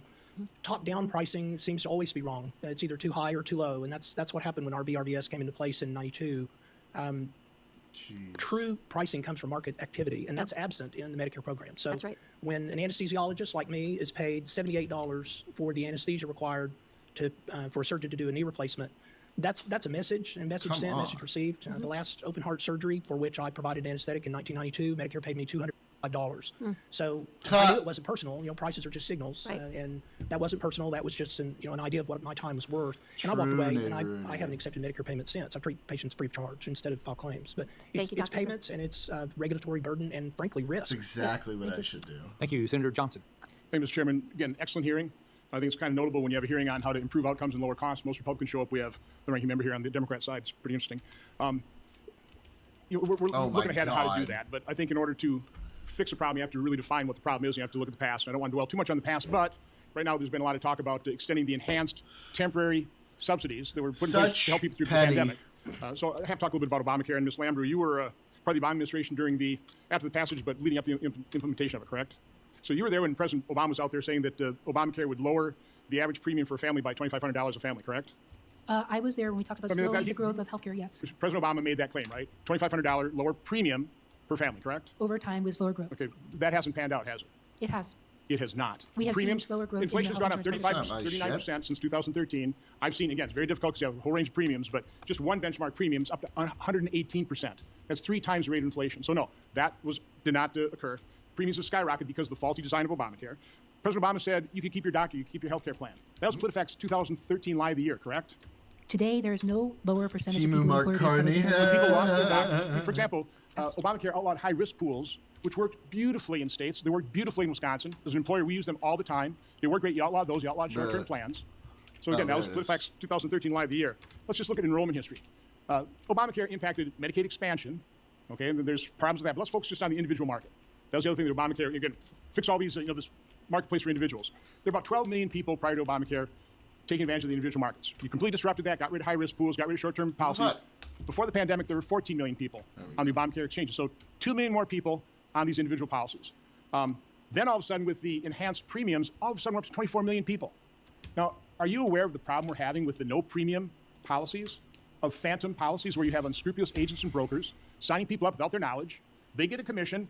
The premium tax credit goes directly to the insurance companies. We've seen estimates $20 to $30 billion per year of premiums going to the insurance companies on phantom policies. People make no claims on them. Are you aware of that? I am aware that there are agents and brokers that have been falsely signing people up. Last year, action was taken. 500 of them were unsubscribed. So we've gone from this year, the HR 1 did include many policies to address that. But the reality is that those people are the victims, and we are trying to make sure that we keep them covered when they want my point being, went from 12 million to 14 million, now we're up to 24. That's not 24 million real people. The uninsured there are rate in the millions country, that aren't. You got two in each corner, so maybe Subway Surfers in one and World Star Hip Hop videos in the other. There were no subsidies for people making more than 400% of the poverty line, correct? Yeah, there are currently 3 to 4 times more subsidy for people. The original design of Obamacare, nobody working or making more than 400% above the poverty line got a subsidy, correct? People who have employer-based coverage get a subsidy. People with Medicaid get a subsidy. stuff on people NBA gambling. Buying coverage I saw about the NBA gambling, enhanced subsidies, and I saw there were some subsidies for people above 400% poverty. Some statements from the FBI, but like I didn't see what they were. Is there anything I should take a look at? You want to link me something good?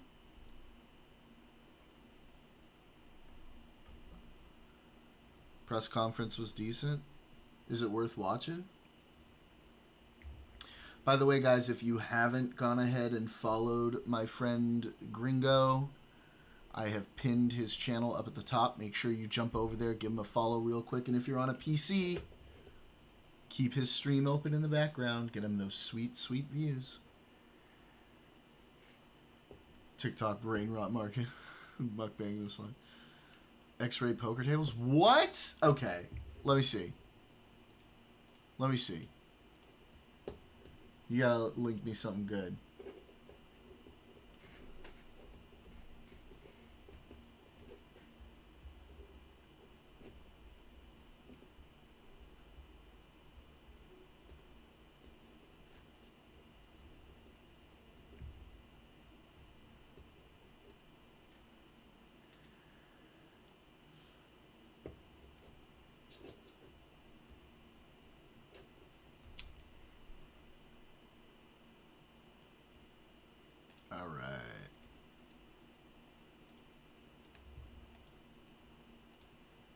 I'm now going to turn the podium over to FBI Director Kash Patel. Fucking Kash Patel. Good morning. Today we are here in New York to announce a historic arrest across a wide-sweeping criminal enterprise that envelops both the NBA and La Casa Nostra. The men and women up here standing with me represent a small portion of the leadership team that brought profound justice in an era that needed it more than any. I'll just highlight some of the details in the case and the FBI work, and then you'll hear from the others. But as you now know, individuals such as Chauncey Billups, Damon Jones, and Terry Rozier were taken into custody today, former current NBA players and coaches. What you don't know is that this is an illegal gambling operation and sports rigging operation that spanned the course of years. The FBI led a court... Real quick, Cinderella, Barcode, I'm pretty sure Neighbor Rudy and Daniel already have. If you haven't gone and followed my friend, make sure you do. I'd really appreciate it. Coordinated takedown across 11 states to arrest over 30 individuals today responsible for this case, which is very much ongoing. Not only did we crack into the fraud that these perpetrators committed on the grand stage of the NBA, but we also entered and executed a system of justice against La Casa Nostra to include the Bonanno, Gambino, Genovese, and Lucchesi crime families. And you'll hear more about those details today. The charges and the arrests that were taken down across this country range from wire fraud, money laundering, extortion, robbery, illegal gambling. This FBI will leave no room for any perpetrator of crime. You hear a lot about our work of defending the homeland and crushing violent crime. Well, this work is also representative of a colossal portion of the FBI's mandate to keep America safe and keep our entertainment industry fair and secure. The men and women that are standing up here today worked tireless hours, days, months, and years. And the fraud is mind-boggling. It's not hundreds of dollars. It's not thousands of dollars. It's not tens of thousands of dollars. It's not even millions of dollars. We're talking about tens of millions of dollars in fraud and theft and robbery across a multi-year investigation. And we could not have done it without our interagency partners that are before us today. The NYPD, HSI, and teams of law enforcement officials from around the country made this day possible. It takes a team to bring this kind of justice, sweeping justice, into the halls of the United States courtrooms, where our brave United States attorney has led this prosecution. It takes courageous prosecutors to stand before you and say, we will not allow this kind of illicit activity to happen, not only at the national sporting level, but also where it hides in La Cosa Nostra. And when these two collided together, they perpetrated a fraud that is historic in terms of not just money, but the scheme and the deceit that they utilize to steal and swindle people for money, to include crypto fraud. This is an operation that showcases to you that under President Trump's administration, there is no room for any type of criminal behavior, be it on the world's largest stage or in the back rooms of tiny parlors where guard games are being played. We are proud to stand here today with the men and women of the FBI and this legal team. And to the United States Attorney, I just want to thank you personally for taking the time to display the work that the media is about to hear about today in detail. As I said, it does take courageous prosecutors, but it takes a courageous United States attorney to bring this case, because we are going to take heat for it. But we don't shy away in this administration. We don't say no. What we do is we bring the results across the finish line. We bring them to the public. We bring accountability. And yes, they will have their day in court, and you will hear the evidence through the court system exclusively. We will not deny anyone due process. And that's the brilliance of this system. That's the brilliance of this administration. Everyone will be held to account. So with that, I turn it over to United States Attorney Nosal. Thank you. Thank you, Director Patel. To be clear, we're announcing today indictments in two major cases, both involving fraud. One involves sports betting, and the other involves illegal gambling, very specifically rigged poker games.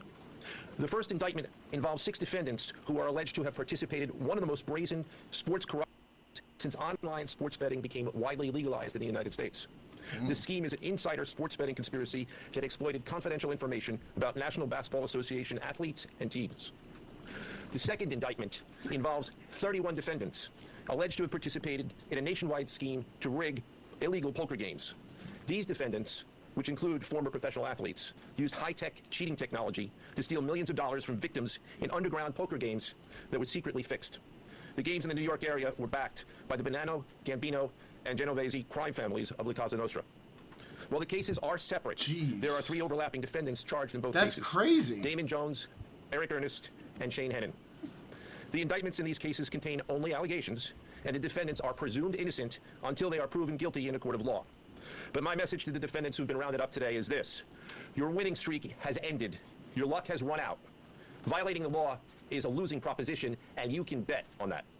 First, I would like to talk about United States versus Ernest, the NBA basketball gambling case. The defendants in this case are Eric Ernest, Marvez Farley, Shane Hennon, De Niro Laster, Damon Jones, a former NBA player and coach, and Terry Rozier, a current NBA player. Other co-conspirators were previously charged for their roles in the scheme, including former NBA player Jonte Porter. Between December 2022 and March 2024, these defendants perpetrated a scheme to defraud by betting on inside, non-public information about NBA athletes and teams. Non-public information included when specific players would be sitting out future games, or when they would pull themselves out early for purported injuries or illnesses. They relied on corrupt individuals, including Jones and Rozier. They also misused information obtained through long-standing friendships that they had with NBA players and coaches. And in at least one instance, they got their information by threatening a current player, Porter, because of his pre-existing gambling debts. Defendants used this non-public information to place hundreds of thousands of dollars in fraudulent bets, mostly in the form of prop bets on individual player performance. The bets were placed through online sports books and also in person at casinos. The defendants relied on a network of straw bettors to place the maximum amount of bets to increase their potential profits. Most of these bets succeeded, and the intended losses were in the millions of dollars. The defendants then laundered their illegal winnings in various ways: peer-to-peer platforms, bank wires, and simple cash exchanges. Yeah, the indictment details specific examples where the defendants profited from illegal gambling and illegal betting on various NBA games, about the performance of players on, among other things, the Charlotte Hornets, the Portland Trail Blazers, the Los Angeles Lakers, and the Toronto Rangers. Each defendant in the NBA basketball gambling case has been charged with conspiracy to commit wire fraud and conspiracy to commit money laundering. Now, I would like to turn to the other case, United States versus Aiello, the rigged poker game case.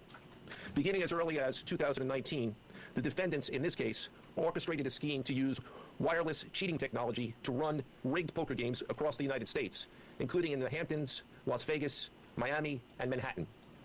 The scheme targeted victims known as, quote, fish, who were often lured to participate in these rigged games by the chance to play alongside former professional athletes who were known as, quote, face cards.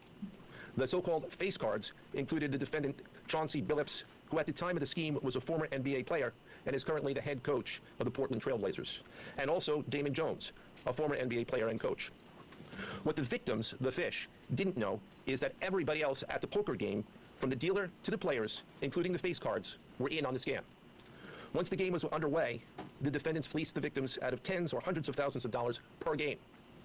The defendants used a variety of very sophisticated cheating technologies, some of which were provided by other defendants in exchange for a share of the profits from the scheme. Here we go. For example, they used off-the-shelf shuffling machines that had been secretly altered in order to read the cards in the deck, predict which player at the table had the best poker hand, and relay that information to an off-site operator. The off-site operator sent the information via cell phone back to a co-conspirator at the table, and that person at the table was known as the quarterback. The quarterback then signaled secretly the information he had received from others to others at the table, and together they used that information in order to win their games and to cheat the victims. The defendants used other cheating technologies, such as poker chip tray analyzers, which is a poker chip tray that secretly reads cards using a hidden camera, special contact lenses or eyeglasses that could read pre-marked cards, and an X-ray table that could read cards face down on the table. What you see depicted on the screen right now is an example of the X-ray table that reveals the cards. Although they are face down on the table, they can be read because of the X-ray technology. What? The mafia, specifically members and associates of the Bonanno, Gambino, and Genovese organized crime families, had pre-existing control over non-rigged, illegal poker games around New York City. As a result, they also became involved in the rigged poker games, helping to organize the games and taking a cut of the proceedings, and working to enforce the collection of debts. The defendants laundered their proceeds, including through cash exchanges, the use of multiple shell companies, and through cryptocurrency transfer. Gringo just hit his 10-follower goal. Those of you who are following, do me a favor, jump over there, give him applause in his chat. Help a buddy out. As part of the scheme, some of the defendants and their co-conspirators also committed acts of violence, including the gunpoint robbery of a person in order to obtain a rigged shuffling machine, and extortions that were perpetrated against victims in order to ensure that they repaid their gambling debts. Defendants who participated in the rigged poker scheme are charged with wire fraud conspiracy. Other defendants have been charged with crimes including illegal gambling, money laundering, Hobbs Act robbery, and extortions. This case demonstrates our office's unrelenting commitment to fighting the scourge of organized crime in whatever form it takes. What we're announcing today is not just another takedown. It's the result of more than 2 years of coordinated investigative work by the NYPD's Joint Organized Crime Task Force and the FBI. 2 cases that exposed criminal networks led by 34 individuals who believed the rules did not apply to them. They hid behind layers of complexity, behind money, and behind influence, believing those things would shield them from accountability. The first case, Operation Nothing But Bet, exposed a gambling ring built around professional basketball, where players and associates allegedly used inside information to manipulate prop bets on major sports betting platforms. They placed wagers on unders on players to score less, rebound less, assist less, using information that was not yet public. In some instances, players altered their performance or took themselves out of games to make sure that those bets paid out. That was a cool One example thing to occurred do. on March 23rd, 2023, in Charlotte. Terry Rozier, an NBA player now with the Miami Heat, but at the time playing for the Hornets, allegedly let others close to him know that he planned to leave the game early with a supposed injury. Using that information, members of the group placed more than $200,000 in wagers on his under statistics. Rozier exited the game after just 9 minutes, and those bets paid out, generating tens of thousands of dollars in profit. The proceeds were later delivered to his home, where the group counted their cash. As the NBA season tips off, his career is already benched, not for injury, but for integrity. As a result of this investigation, 6 defendants, including Rozier, are facing conspiracy to commit bank and wire fraud. In a second case, Operation Zen Diagram, investigators uncovered a long-running scheme in which members and associates of several well-known organized crime families rigged high-stakes poker games across the country. These operatives included capos and multiple soldiers from the Bonanno, Gambino, Lucchese, and Genovese crime families. Bringing 4 of the 5 families together in a single indictment is extraordinarily rare. It reflects how deep and how far this investigation reached, and the skill and the persistence it took to get here. That work uncovered a deliberate, technologically sophisticated operation designed to carry out their crimes. They used custom shuffling machines that could read the order of cards, barcoded decks, and hidden cameras built into tables and light fixtures. Thanks, Daniel. The I organizers appreciate also that. enlisted well-known public figures, former and current NBA players and coaches, including Chauncey Chauncey Billups, the head coach of the Portland Trailblazers, an NBA champion and a Hall of Famer, to make the games appear legitimate. Victims believed that they were sitting at a fair table. Instead, they were cheated out of millions. One victim in particular lost $1.8 million. In total, losses exceeded $7 million and continue to climb. And when people refused to pay, these defendants did what organized crime has always done. They used threats, they used intimidation, and they used violence. It's the same pattern that we have seen for decades. Traditional mob enforcement methods combined with new technology to expand the reach of their operations. Ready to stream if you still online. You bet your ass I will. Some of the defendants that we went after today, but justice is served blindly. And how do we? I can't hear him. I want to hear his stream real quick. I want to listen. Yeah, so the audio from Discord is on my stream. Should I keep my camera on? So your camera is going to show only the Discord, but I have your audio from Discord playing on the Kick Chat. Oh, sweet. On the Kick Chat. Yeah. Wow. Aww. Yeah, it's because of OBS. OBS is really cool. Oh, I got OBS. I think it's mid. Wait, is mid good in like Gen Z speak? It means it's okay. Yeah, it is mid. Alright. So it's okay. I'm glad they're having fun. OBS is mid, guys. I don't know, but I'm gonna jump on there and then yeah, we can message. Alright, so we've got. Alright, cool.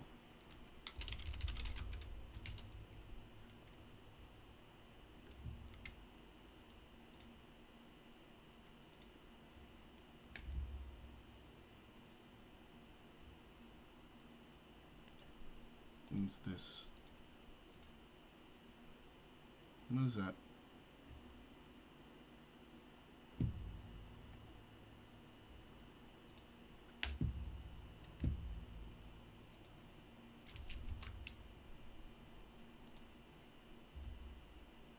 Sealing of these indictments today shows the force of the Department of Justice and our great Attorney General and the leadership that we have at the FBI and the team here to specifically mete out justice. And look, let's not, mince words. This is the insider trading saga for the NBA. That's what this is. That's why we are going to take heat. But as the evidence comes out, as the indictments are unsealed, you will see the extensive work these men and women put in, countless hours over years, and that's how we countermand it. So the dates of these indictments are getting filed are October 9th and October 16th. Can you talk about the timing of moving in now? Why now? We will not publicly discuss the timing of when we do takedowns. I will only say that we do takedowns in a coordinated fashion with our law enforcement partners in the U.S. All right, what is that?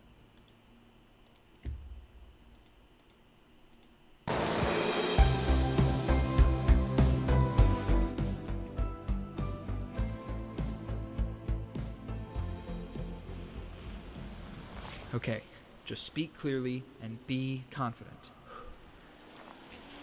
Oh my god. Do you have a wallet? Sorry, what? Fuck, never mind. Oh my god. Holy shit. Attorney at the appropriate time to make sure that we ensure the integrity of the investigation, as the United States Attorney said, an investigation that is very much ongoing. Director Patel, you said insider trading for the NBA. What are the implications of this case for other sports leagues and for the legal gambling industry in general? Simple. If you're participating in the legal gambling industry, you got nothing to worry about. If you're participating in illegal conduct, you got everything to worry about, and this case shows it. Jeez. Jeez. All right, let's see what they're up to. Oh, adamantium. That was that a RuneScape thing or like a Superman thing? That was a thing. Watch our friends. Adamantium is a very common nerd world. Can't remember what it was. I think they have that in Marvel. I think they have it in RuneScape. Oh yeah, I think it was. Well, thank you. Anyways. Yeah. Yeah, that's definitely okay. It's better for the max, but the minimum. X-Men has adamantium. Oh yeah, yeah. Wolverine's claws are made out of adamantium. Glad you say it, but Wolverine's entire skeleton. Thank you, Jordan. So if they have resistance to slashing, I'm still gonna slash. So it should be named like Slasher Yes Slash. Yeah, then the name isn't super inspired, but I like it. Okay. All right, let's Whoa. level up. Oh, what an exciting moment. Let's see, is there anything else really worth watching? I want to watch like a good debate. It's been a minute since we've got good debates. It feels like nobody's getting into debates lately. Is it because the righties just don't want to get into shit? Or frightened, and calm emotions no longer ends your rage. Okay. I just can't help but feel enraged right now. I just get to be a lot angrier. And I don't have to make any choices. Barbarian is easy.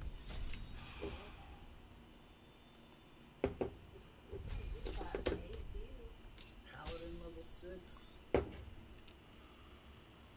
Adamant, though, has origins in medieval writings and writings of Greek antiquity. That's very interesting. Gaza ceasefire kind of created a debate vacuum. Yeah, there's just not a lot going on. And what are we going to argue about? Trump sucks. Trump doesn't suck. We've that's been argued into the dirt. What's a big health increase? Aura of protection class action. You and nearby allies gain a +2 bonus to saving throws. The aura disappears if you fall unconscious. Permanent?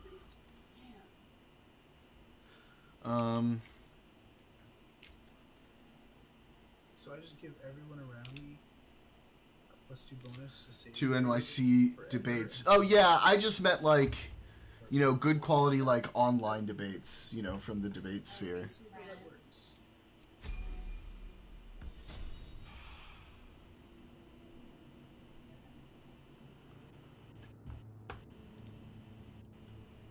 Oh, so slop. Yeah, let's slop it up. Very exciting. Grim, thank you for that insanely challenging fight. The hardest one of the entire game so far.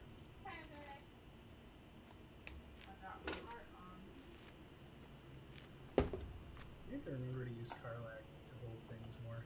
Yeah.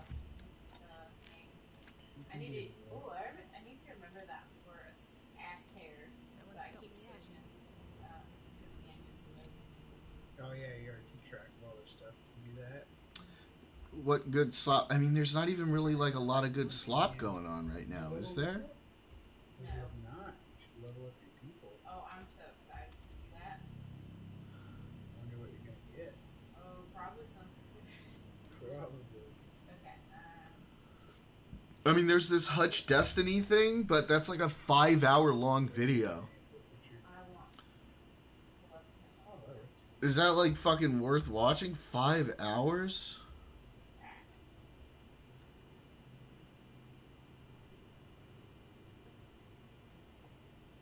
I realize now that I have no idea how we get back up. I'm gonna get out of here. Yeah, fuck that. Hey, Cosmic? Is there a button?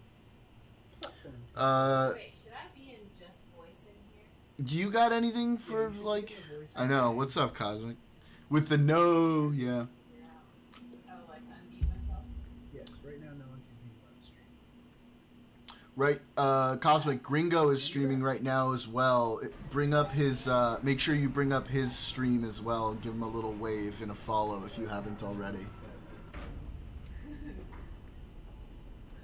It's much better. Somebody activated my southern accent and I can't turn it off now. Nice. Thanks, buddy. I'm gonna stop this video. You turn that southern accent on faster than a coyote with a dingleberry. Yeah, Cosmic. Give us something.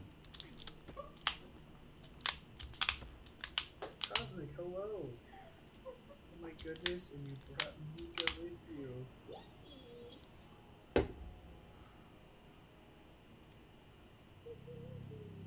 Where?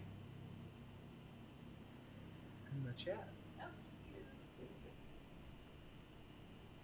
You sound like a bale of hay, huh?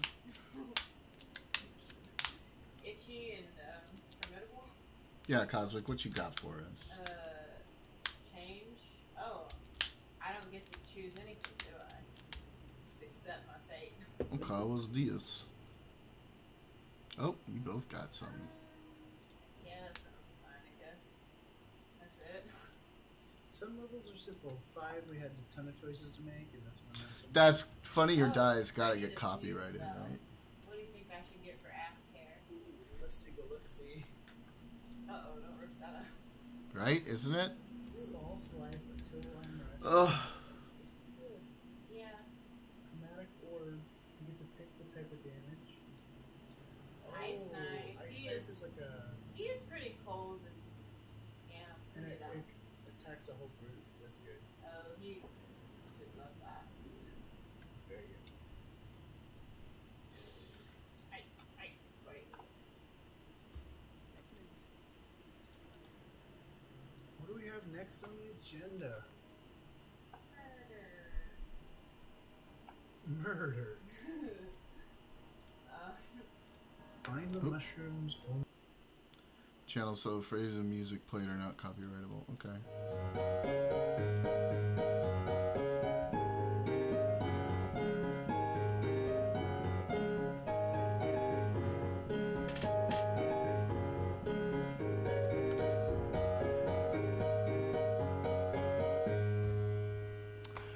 Welcome back to One Hit Wonderland, where we take a look at bands and artists known for only one song. As you might recall, I sold off a bunch of requests to pay for my vet bills, and now we are finally done. This will be my final request, unless my dog develops any more weird skin growths, which, gosh, she totally did, and it was even more expensive. Yeah, well, we're just gonna power through it. I'm not doing any more requests right now. I'm not your slave. But I picked a fitting one to end on because it's one of the pure We're one not hit ages wonders. though. The ones who hit number one without ever touching the Hot 100 ever again. Not even one perfunctory week at number 97 with their follow-up. Oh. There's only about a dozen of these, and most of them are fluky and bad. But one of Bless them my heart. was the future.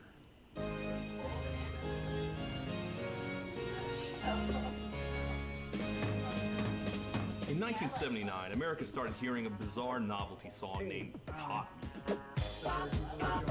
music by an obscure band known only as N.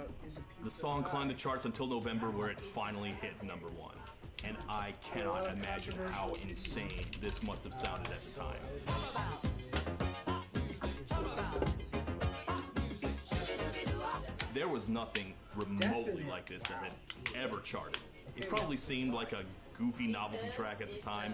In hindsight, it was the first hit of the 80s, months before the 80s actually started. The signpost that showed the way where popular music was going. It wasn't the first new wave hit, but to most people at the time, new wave was dudes with guitars and skinny ties, not this. It is almost certainly the first synth pop hit. In pop music, you can hear and you can see the earthquake of MTV about to happen. It's a groundbreaker, a super smash that changed the world, and I also never fucking hear it. I am curious if this song is familiar to you viewers at home, because, I mean, I know it because I'm a music nerd, and every music nerd has this song written in their DNA. It's too important. But most of the classic new wave and synth pop, I also just hear everywhere. You need to separate your. Oh, the names. identities. What was the what was his question in there? Success. Wait. I felt that on the pizza pie discussion, that This is actually interesting. We should. crust This was fun kind of last a time. deciding factor. I kind of want to do this. But we'll just let that go. Is an Sandwich empanada question. Oh yeah, we talked about turnovers. Oh, Charming Peaches. No, I think we're moving on from the pizza being a pie. I think he had a sandwich question. So the other question for today is a hot dog a sandwich? Oh, fuck. Definitely, but why? It starts as a sideways assembled sandwich instead of a top-down situation. And then it turns into a Nah, dog. shaped sandwich when you turn it to eat. But It's a taco. it's only one piece of bread. If you do it right, Perhaps if you cut it all the way through, then it becomes a sandwich. that'd be like a hoagie, which is a sandwich. Well, Jordan, is a taco a sandwich?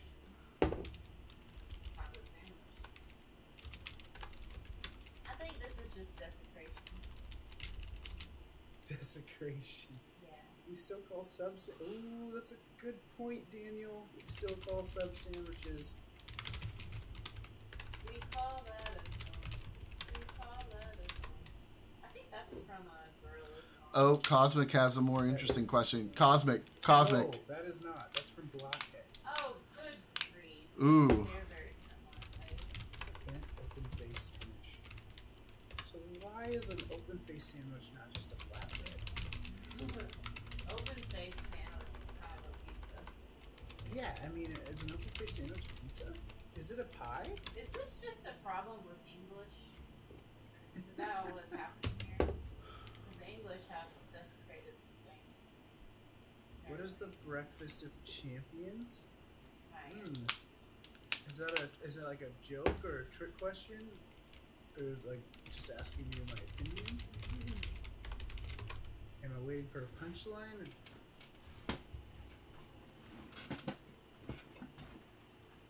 Cosmic doesn't joke. I love that. Stay serious. If it's colloquially referred to as a sandwich, it's a sandwich, otherwise not. What about a Philly cheesesteak? I feel like that's pretty definitively a sandwich, but no one calls it a sandwich.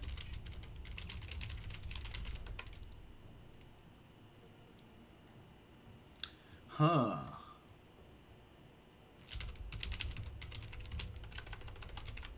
Ooh, Jordan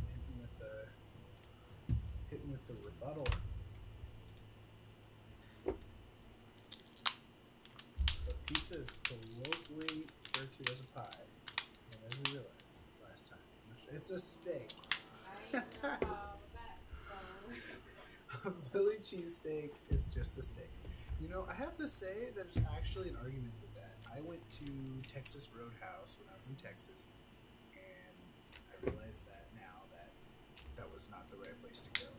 But I had a chopstick. I was like, I don't know what a chopstick is. I'm gonna have a chopstick. It's just freaking hamburger meat.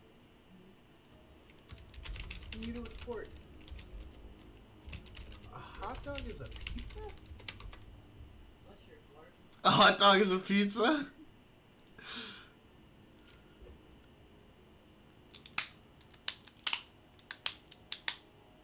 Oh! Baked dough with topping. But I feel like a pizza, you cook the toppings on the dough. It's gotta be like merged in the oven. Raisin and Ohio. I'm red.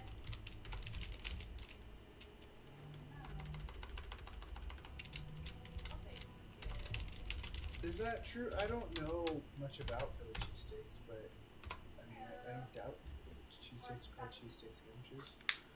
Oh, Daniel, you son of a bitch. I did not know that, neighbor. Cheesesteak sandwiches? Oh, I didn't know that either. West Side. West Side. Okay. You've been summoned, madam.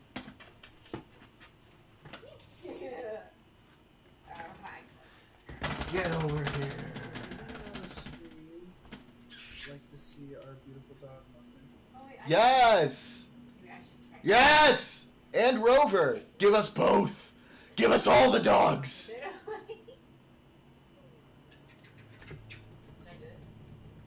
Should you do it? Come here. We're just. Oh. Ha! Good boy. Yeah, Wait, what? sounds like the punchline. Let's say your mom. What's happening? Apparently, I've started a stream. Oh! Oh, don't do that. Well, then you should pass Muffin over so I can introduce her. This is Mama's girl. Let me see. Don't worry.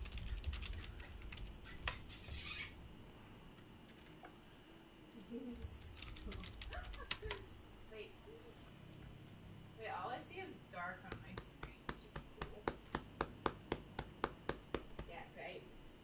Oh my goodness! Look at that! Look at who that is! Look at that! You see the doggy? You see Muffin? I love that this is the opening room of the loading screen. She's looking. Mika's looking. Can't quite get the angle right though. Oh, Dad. Oh, you see me? Yeah. Wait, you do? Yeah. Oh, I'm live. That's cool. Yeah. Oh. Hi. Oh, you kid. Wait, should do you want me to put the glasses on Mika? Mika gets the glasses. Yes! Neighbor Rooney, thank you for making me suck off fucking Frogan. Jesus. Oh, you good? You good?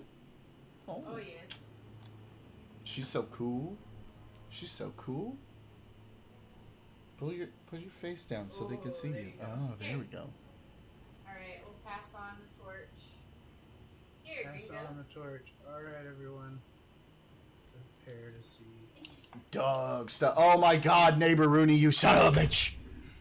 You son of a bitch. Oh. I can't believe she just lets me do that. Did you guys want to jump in our voice chat, or are you guys chilling on your own thing? Oh, sweet pie. Oh, he just wants hugs. Anybody else joins who's not in the other streams? Don't eat my face, please. Wait, what did you say? Say hi. Hello. Oh my, that's exciting. It's my little baby. Hang on. She's just here for the hug.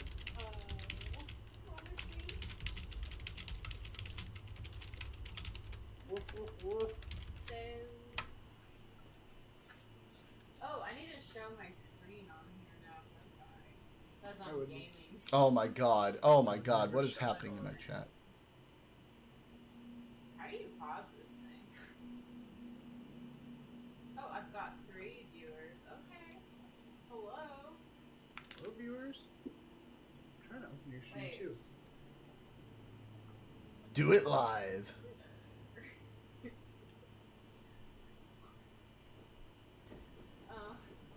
There we go. So 3 viewers for Baldur's Gate 3. Let's go. So I'm going to be streaming that.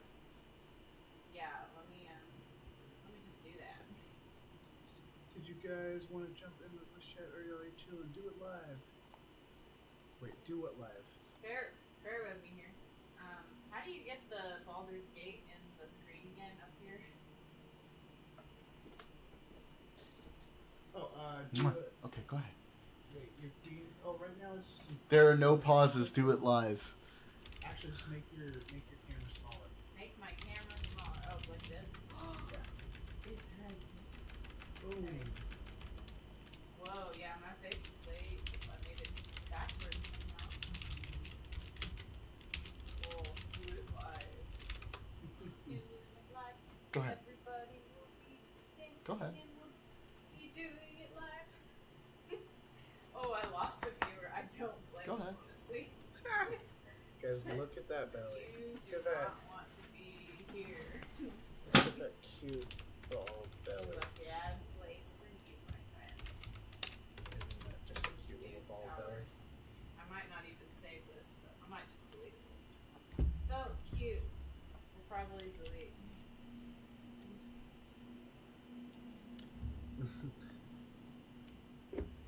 I always wanted a dog that just lets me just pick her up and hold her.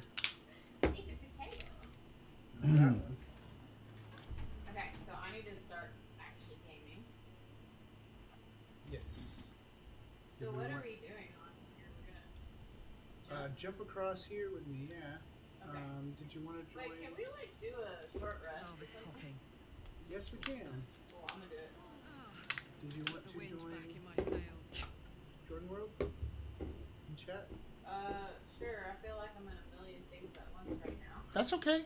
So all we gotta do. I have 6 viewers. Hello. That's really exciting. Thank you for being here today.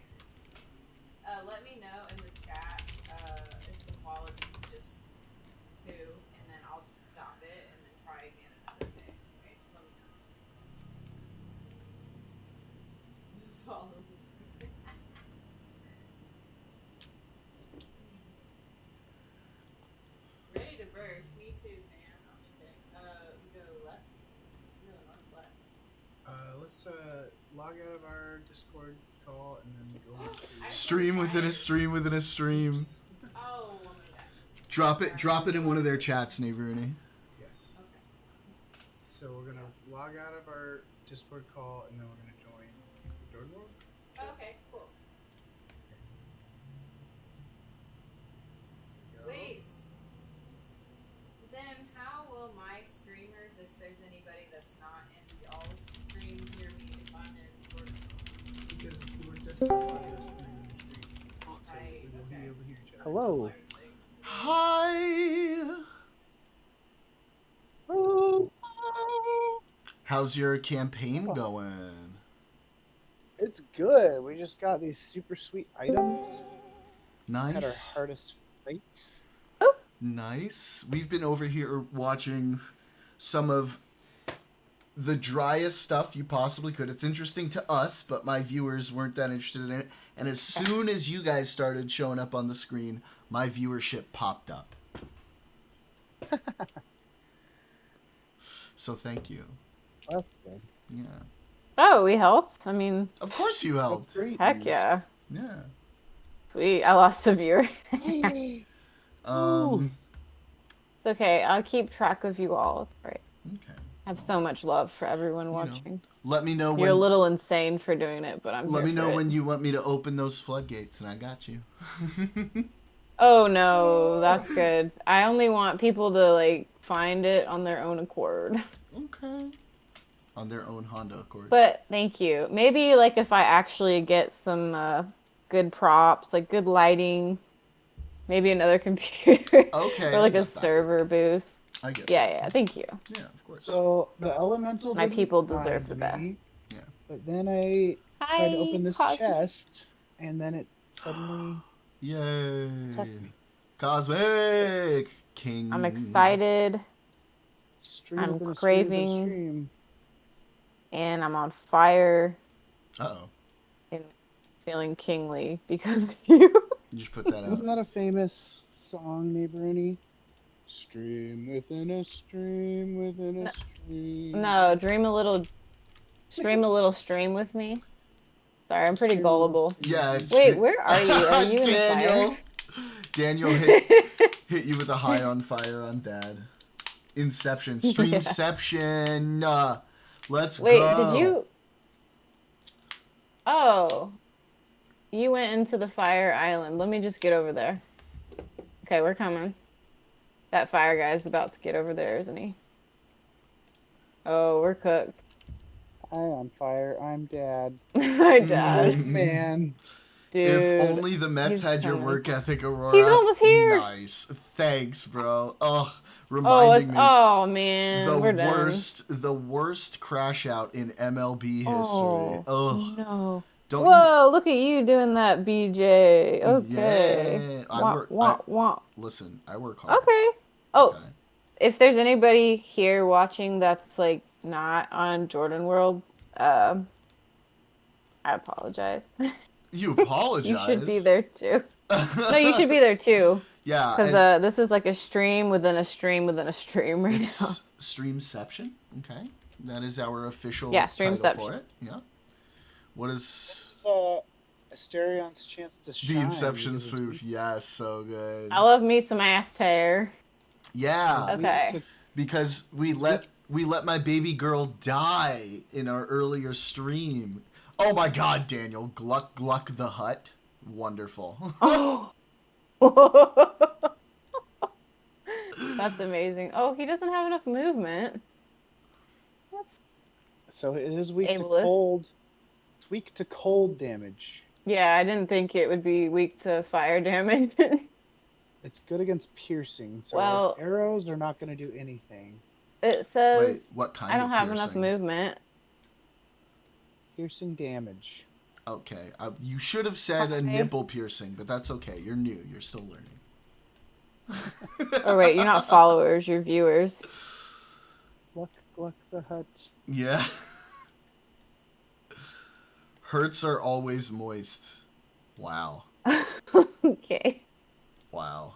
I guess we're not going to do much to it right now. I'll just shoot it. See what happens. Wait, I need to get up on that platform. Oh no, come back! Oh, it's not quiet hour yet. We're good.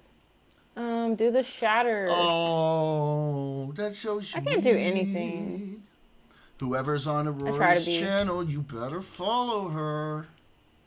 No, don't say that. Thank you, though. Actually, very nicely, if you like her content, you should very nicely and gently click the follow button. Yeah, Aurora's like, I just want you to follow if you feel that way in your heart of hearts and fart of farts, too. Jordan Mabuki, ke boba dumpa.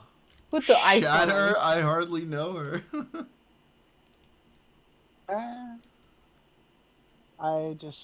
It can heal all its health while it's still in the lava, so what do we even do? Muffin, I really love you. But I need that hand for Muffin the mouse. Chan.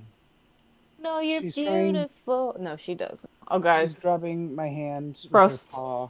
Salute. Kampai. Hey, I got, I am, can I say this on here? I'm sober, but not in that way, so, you know. Wait, which way? Maybe next year. Like? I still, like, drink a little bit. I like wine and beer. That's and, okay. you know, the occasional tequila shot. Who asked you that? Nobody. I just, I overshare. Oh, that's okay. We love a good overshare. We love that. You're in the right place. Aurora is your unhinged bestie. You're here. My God! I guess place. you were. I mean, you know most of these stories anyway, but you weren't here the other day when I was talking about my history of completely missing when a girl was, like, you know, giving me the moves, so to speak. And I don't need to. What? Wait. Do I have to feign ignorance to this lore? No, I literally said you know most of these stories 2 seconds ago. Okay. I thought you said I wasn't there when you talked. No, I was saying you weren't on the stream when I was talking. Bless. Yeah. Bless you. Yeah, but Cosmic. that was some are a real one. So what did Cosmic keep do? Healing until we get him out of the lava. A real one. That's all. He is a real one. He's been Cosmic's like my first ever subscriber, and he is there pretty much every stream. He is an absolute unit of a man. Oh, can you get in on the the stream chat? Like, we want to see your gorgeous face, you know. Who, Cosmic? Like, that would be cool. In the voice chat? Yeah, he can. He comes up sometimes.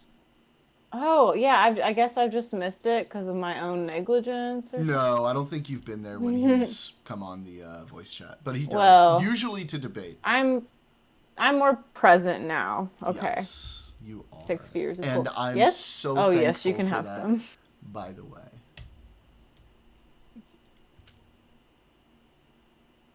Okay, is there anyone here? Isn't. There will be no bargain, young Jordan. But that's a mistake. I'm a Jedi Knight, okay?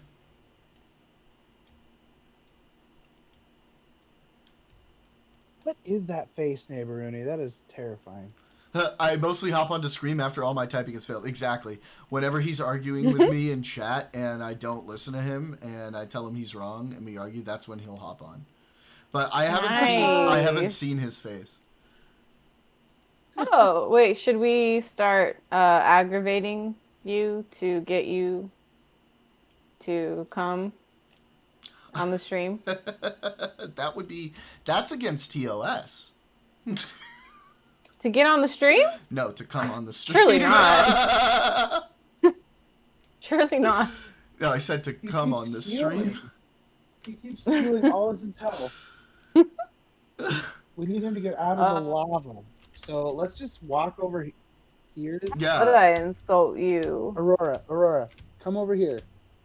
What do you want to debate? I'm too distracted to insult you. Cancel your intern, Aurora, and come over here. Oh, cancel it? Yeah. Can you stop clicking? Go over there. Can I stop clicking? Yeah. Like that? Don't do that. You know why you want to do that? All right. F all of you effers. Okay, click Asterion. Okay, I lost a bureaucracy. Click on Asterion. And then walk up. Oh my god, neighbor Rooney, holy shit. Take your little neck beard and give it up. Is it not letting you? No. Okay, well, extend everybody's turn. I did. Africati's turn is not over. Click and stuff.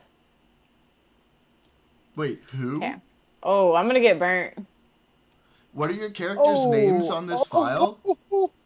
Oh no. Now we can kill him. It was like Aphrodite plus Hecate. Oh. Plus what was it? I think it was like Persephone because I was in a goddess phase. I still am, but yeah, you still are. That's a cool one. I like that. To be honest. Yeah. Thanks. I've got my little black dog familiar over there on the couch. Mine does is anyone know... asleep on my bed. Oh, no. Does anyone know what my name is a reference to? Eating, she's licking Oh, her where? butt. What? Oh my god, neighbor Rooney. Oh my god. Yeah, what is your name on here? Oh, yeah, but I'm not gonna say it because. Oh, he's like. What is it? Camus. Camus. Camus. Albert Camus. Crit. So I'm playing an Oathbreaker. I am paladin. not drunk, dog.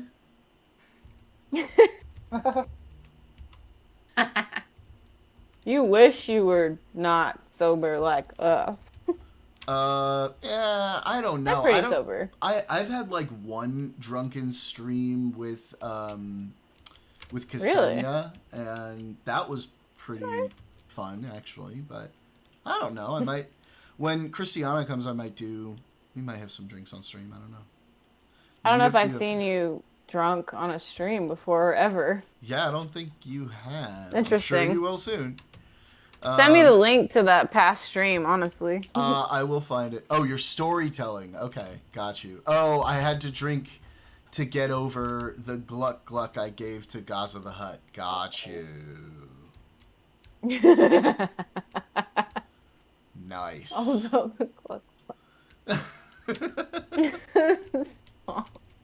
Is this a phrase you guys are familiar with, or is this like a new thing for you? I mean, it sounds like something I already... No, it definitely is that thing. Yeah. Okay. Yeah. Yeah, it's not new to me. Thank you for checking, though, for sure. That's very thoughtful. Daniel, I've never been drunk or high. I'm goofy enough sober. You know what, man? I love that for you. That's great. Also, you're my kind of peoples, by the way. Wait, also, I gotta do this. Hi, I'm goofy enough sober. I'm dad. Woo! Got him. I General gotta Dad? turn it. No way did you just quote one of my favorite shows ever. Oh, yes, I did. You like Yeah. olives, yes or no? Oh, I'm afraid to answer now. Wait, yeah, what? I missed the quote. Oh, yeah, that checks out, though. It's okay. We can be friends. Yes! I don't believe in this one does not like olives. Just this one doesn't like olives, so... FYI, I don't believe in the olive theory. Okay. Yeah. Yeah, some people can just choose to exist, Yeah. even despite the theory, but... Yeah. Well, there's other things that I like that you don't like, by the way. But the olive theory is pretty solid. Oh, no. Wait, I'll help your... oh, that's my boo. Okay. Rise. Oh, I don't have any more Couldn't you just revivifies. substitute? Couldn't you just, like, substitute, right? Like, any particular thing, right? Because the idea is the same. Well, we were referring to your favorite, or one of your favorite shows, so in that case, no. But, let me unlock this chest that seems to have come out of nowhere. That was why it attacked us, is because I touched that chest. Oh, you did? Olive theory I kind of is... feel bad. is a theory that if you like olives and your partner doesn't like olives, that you're a good match. Ooh. Because they can always give you their olives. Yeah, but you can do. This is what I'm saying. Is like you can do that with all kinds of things, right? Alcohol is not a truth serum. In fact, drugs are terrible liars. Oh. What's in there? That's a super good amulet. Ooh.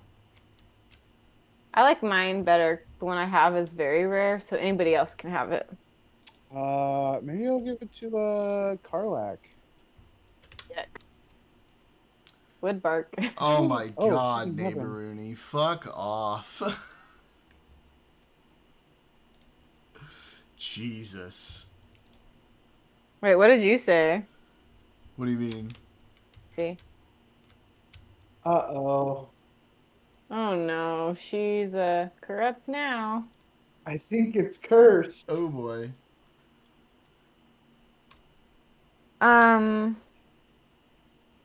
Wait, how's alcohol not a truth serum? And in fact, drunks are terrible liars, because if they're terrible liars, they're telling the truth. Wait. Yeah, actually, Cosmic, you kind of contradicted yourself. She's right. Or, okay, because... Wait, can thou endure? Ooh, what is happening? Wait, drop it. No, fight the urge. Ooh, kill it? I feel like I like the barbarian option. Oh my god. I kind of like the concept. We're not in Chaos Crew, though, so don't do number 1. Yeah, do 5. That's what your heart tells you. Sweet. I'm glad you're here. Why is it? Oh, I'm not doing the screen. 5. Oh, here we go. This should be pretty easy. Can be an horizon. Oh my god, Neighboruni. Oh my god, Daniel. Fuck all of you.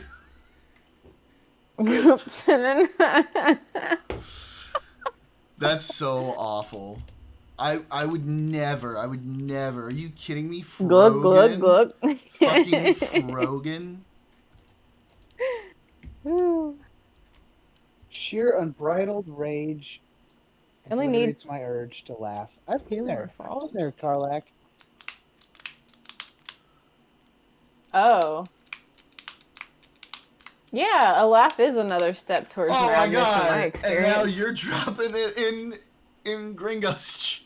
I'm dropping it 24/7, 365, whatever. I feel like I'm probably gonna get a little bit extra of it today, and that's fair.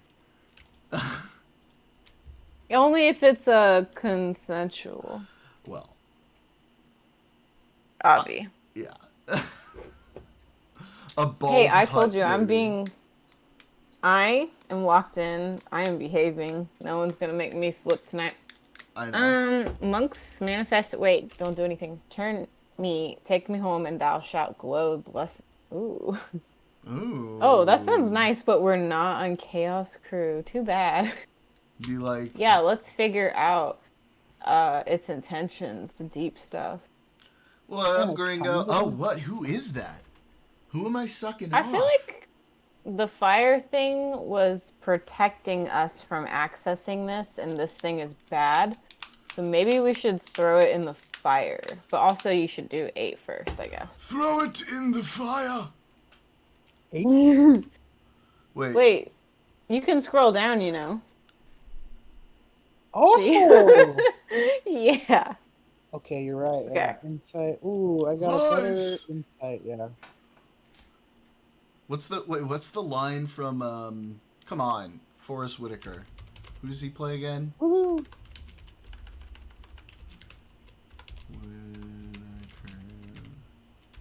Wait, what?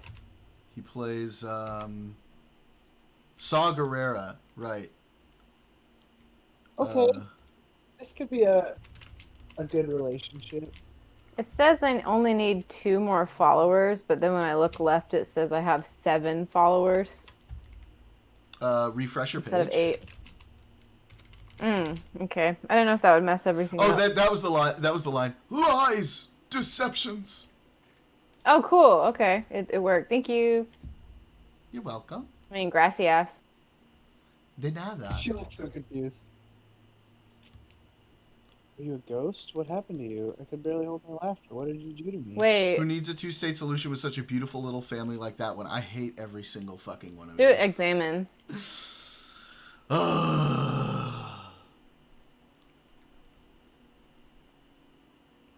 Two-state solution is you and that weird face girl. That's not gonna hurt, right? Oh my god. Maybe she won't like that you're not addressing her right away, though. What do you mean? Oh, you said that, wow. Together, me and Frogan can bring peace to the Middle East. Oh, God.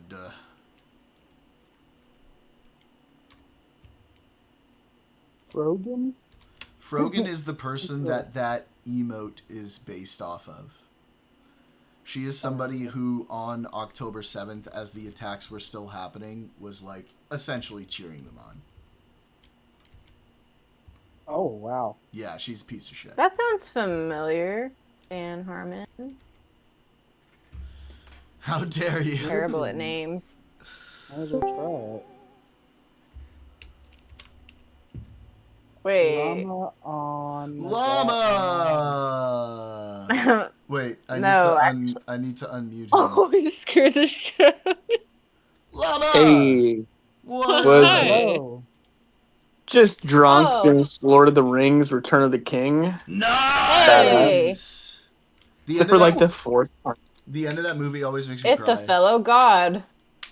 I love the meme of it where it's like, Frodo. You know, and they like dub over the funny laughing. I love that show. Speaking of which, I saw this meme today where it was like, what is it? Something Abed in the morning. Every day, if you wake up one day and you're feeling really shitty, the way to get yourself out of bed and get on with your day is to say to yourself, "For Frodo." True. Yes. Oh, so good. So where you been, Llama? You ain't been streaming. I've just been doing llama shit, man. Yeah? What about alpaca shit? Fuck alpacas. Wow. Yeah, they're the donkeys of the whatever equestrian is for llamas, whatever that genus is. Wow. They're the donkeys of it. Hey, Tina, you They fat don't even lard. get the dinner. mules. Yeah. Wow, this is Fuck alpacas. Fuck camels. Llamas are the best. And fuck Peru too. Wow.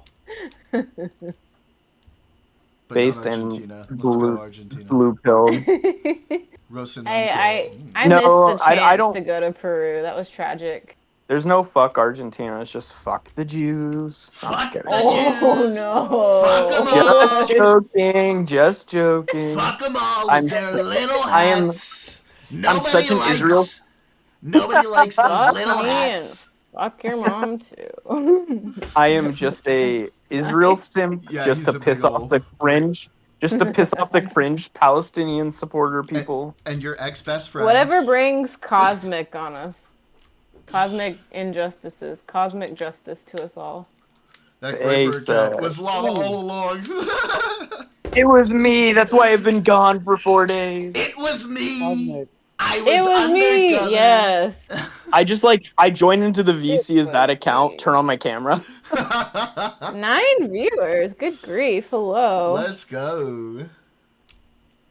Oh, that's you. That makes sense. So the wifey couldn't keep up. She's hunkered over the toilet. You got anything you want to say to the chat? Oh my god. Are you okay? She's fine. She's just waiting for the inevitable vomit. Let's go. What were you guys drinking? Is it COVID? Vodka cranberry. Nice. That's gonna be cranberry puke. That's a high quality puke.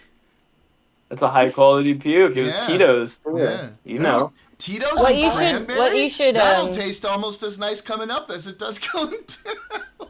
And pro advice, You just gotta lean in and smell it, and then it will help you do it faster.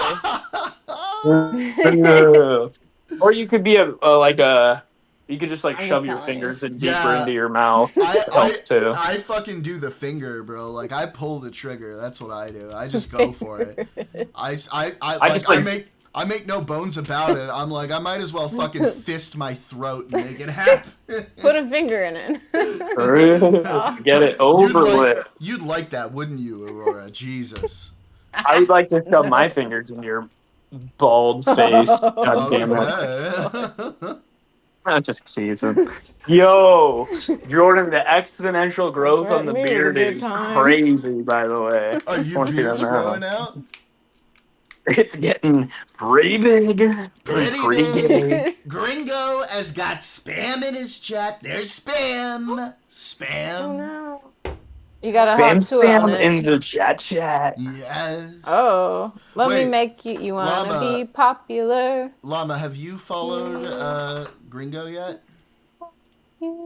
I saw it earlier, but I was a little bit preoccupied. But I did see are they still streaming? Yeah, and Yeah. his link is pinned in my chat if you want to Oh, is that the other guy in this? What's up, Gringo? My bad for just Hello. ignoring you. I'm the Gringo in the chat. Started out with a vodka cranberry. How did it end up like this? This. One down. Got me down because I want it all. What a hero. View channel. There he is. Let's give him You a did follow. this to the drink. Let glug, me glug, glug, glug, glug. Yeah. Oh, Hey. so this is the new thing, Llama. By the way, this is the new thing Aurora started. Is that looks like me? So that's me giving a blowjob now. I'm just blown away that that's not you. Like I'm watching Gringo. My bad. I'm watching my new favorite kick streamer. My bad. I'll pull up you real quick. Wow. After I sucked at Battlefield for you over and over again.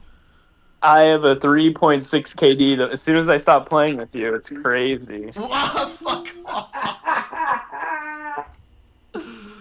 Oh no. It is what it is. I just can't puke. It's killing me. I'm gonna get on your level. Llama's wife.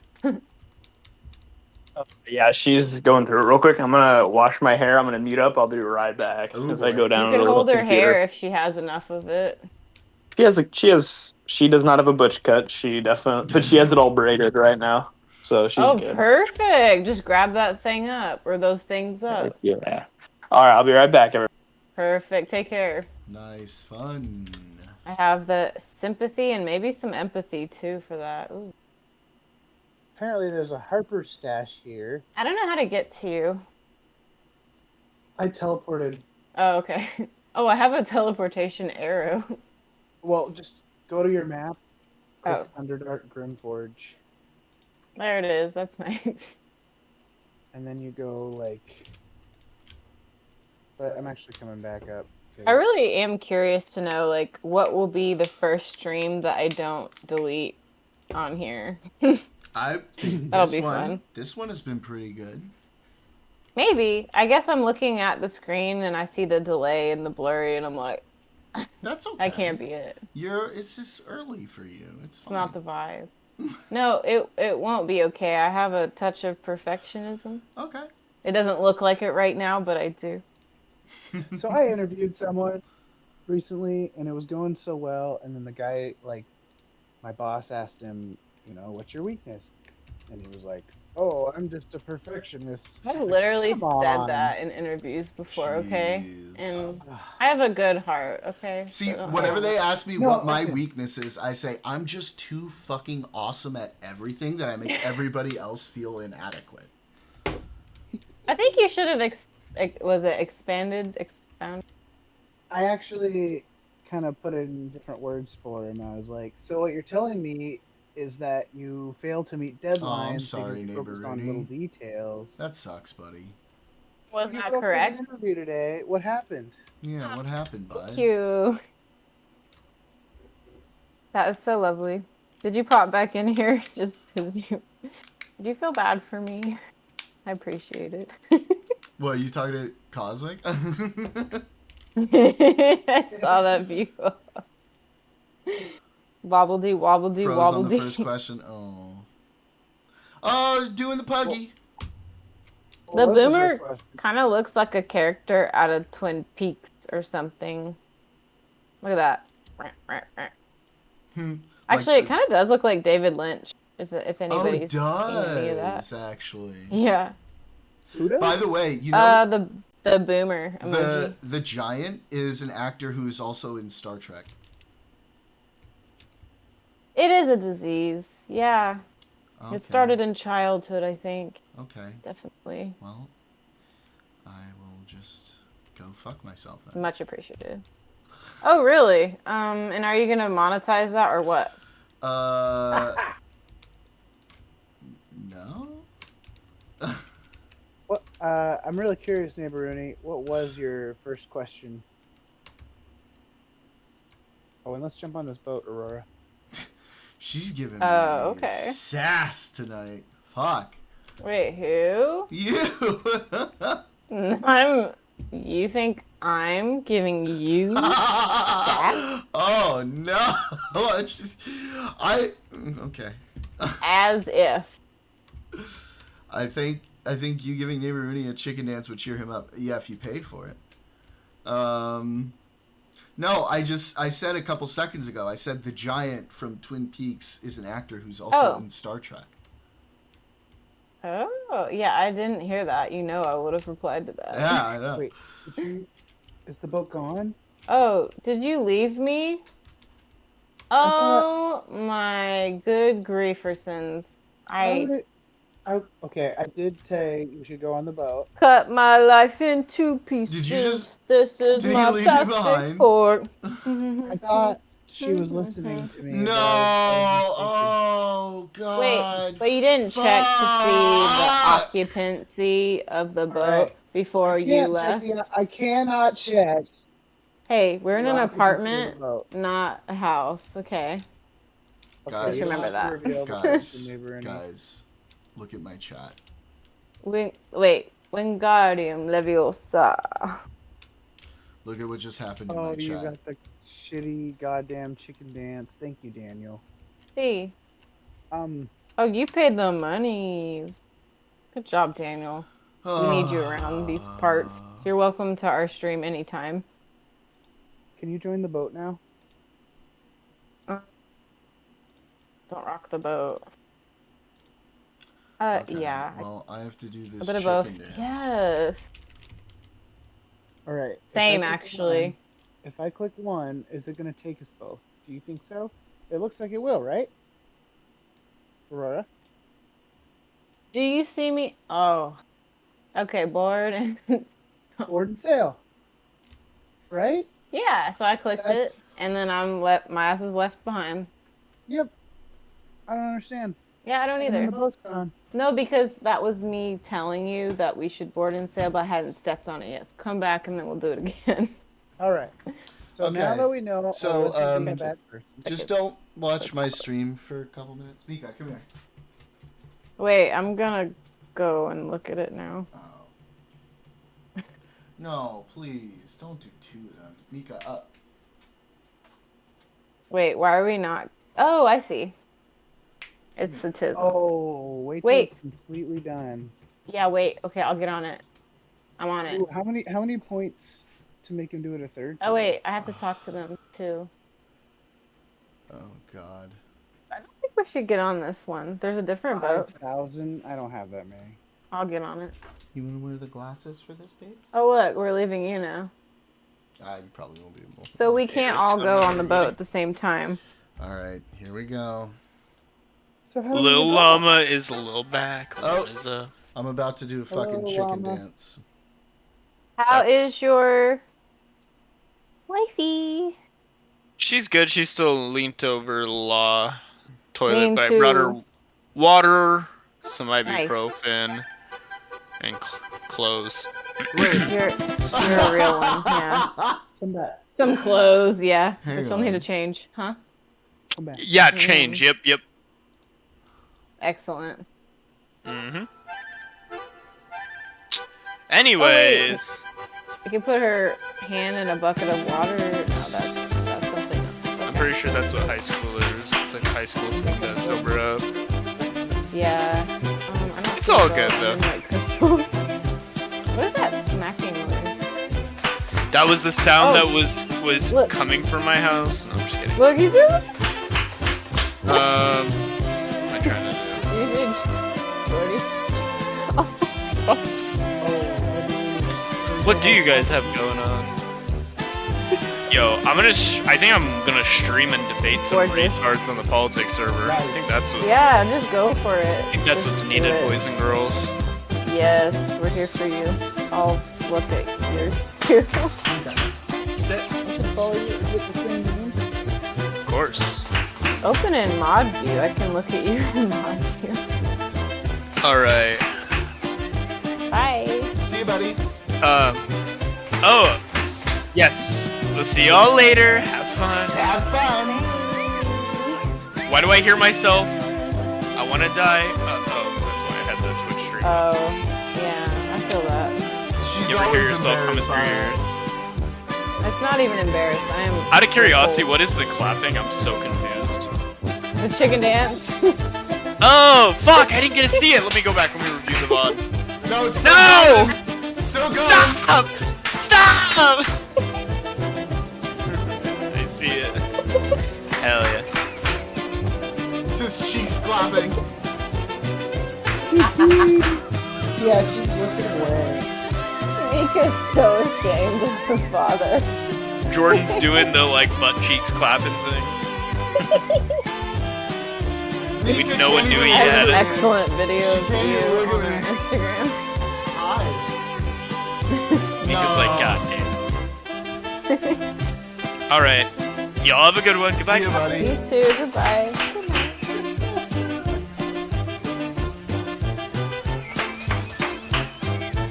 I can't find Yama. Stop, you stupid. You freaking Argentine. Shama on Daddy. Yeah, Shama. Shama. Well, but okay. I can't find them though. Does anyone have a really good answer to what's my greatest weakness? I hate you. Oh, they're on Adderall. Right. Go ahead, Meeks. It's not on Daddy, it's on Adderall. Found you. Oh, God damn it, Daniel. Good job, Daniel. You are a hero amongst men. Oh.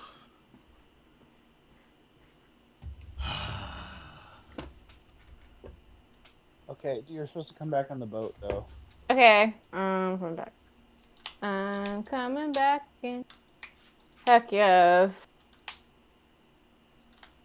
God's Holy status. cow, that is so specific, neighbor Rooney. Wait, who did what? Tell me about a time when Can you you balanced speed and accuracy. balance speed and How did you know whether you were in speed mode or accuracy mode and adjusted accordingly? What kind of fucking interview You question better is have that? an answer for that. That's insane. I've never heard that anything like that. I hope Oh that my gosh. cheered all of you up. Anyone who's feeling down or perhaps slightly upset or mad with me. Off the dome, I would say. Ooh, it's hard. Spirits. So I work in quality. So many times I've had to tell someone who wants me to go faster, can you just approve it? No, I need to do this right because It's an actual bitch. Is that how that goes? Is to make Go sure- faster. You have to approve it first. Stop. It's an actual bitch. Oh, you started! Oh, wow. Okay. Oh, my goodness. Okay, I'm breathing. Startup life. Yeah, fair. You read read all my messages. You need to come back on the boat, Aurora. Okay, I'm multitask. Oh, you're not just on. They're not just on Kick. Okay. Oh, you found Llama? What's their name?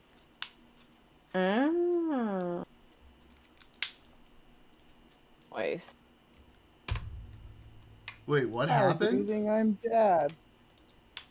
I'm just about everything. What happened, Aurora?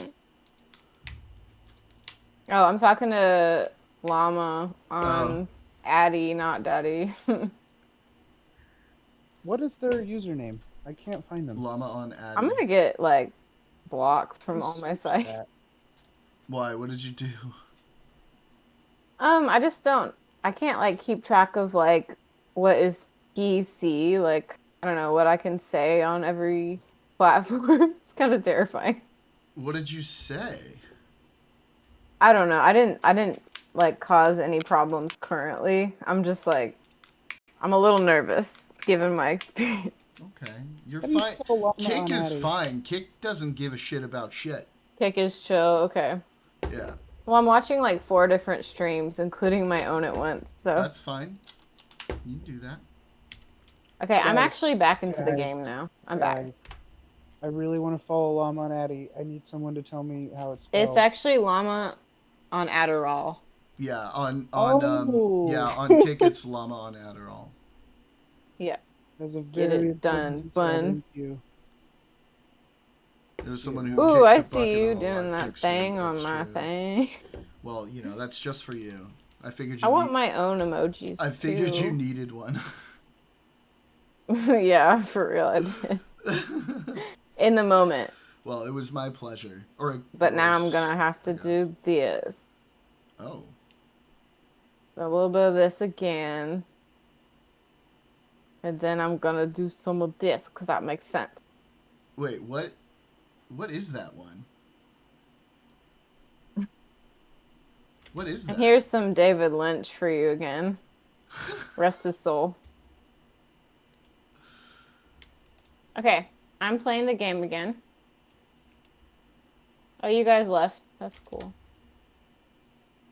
Oh, I've been waiting for you to take the boat back this entire time. Take the boat back. You click on the boat. Okay, I didn't see the boat. Yeah, that's the boomer. That's the boomer. My voice reminds me of that girl sometimes from Mila Kunis. Oh. I don't know if I hear that. Yeah, what is your other half?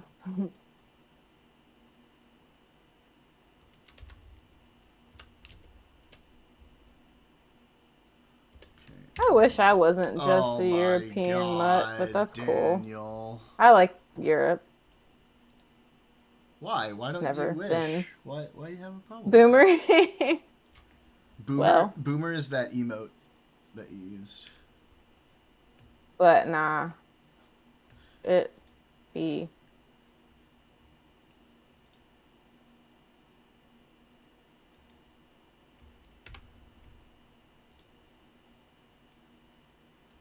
Tomfoolery is my favorite.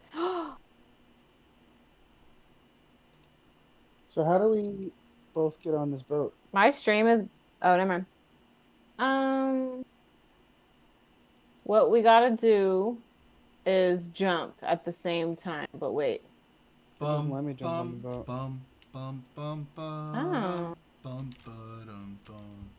Jump! Okay, I have an idea. Click on the boat. Start the dialogue. Okay, so I need to I'll get in there. Not a line. So I need to land on this water planet. So I'm gonna exit it. Don't click it yet. Goodbye. No. Wait, I didn't do anything. I just clicked the boat. Okay. I just noticed I lost a viewer, but I understand. Trust me. 1, go. Wait, go what? Board? 3, 2, 1, go. Cool. Do it. Did you do it? I clicked it. Fuck. It broke. It worked. Go. What? So I'll probably be a good streamer when we're not doing like streamer inception, and that's okay. You are a good streamer. You're Oh, the just, film, but not the show. You're doing Interesting. just fine. Like, Fire Walk with Me? No! Okay. Let's go from here. See? From here. That's not the song you want on the waiting music for depression hotline. Oh my god, Daniel, that's so fucked. Do you know what song? That is. You know what song I'm talking about, or he's talking about? No. It was the one I was just singing. "Jump" by Van Halen.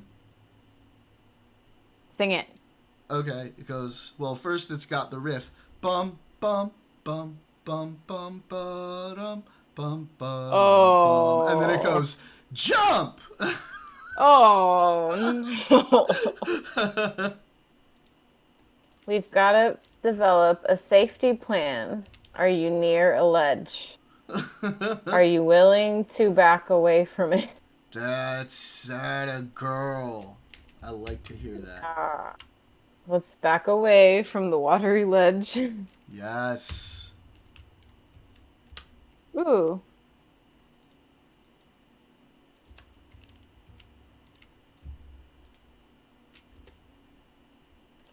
I need to like.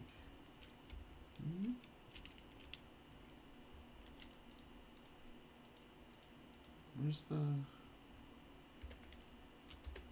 I wish you would step back from that ledge, my friend. You could cut ties with all the lies that you've been living in. It's a good song.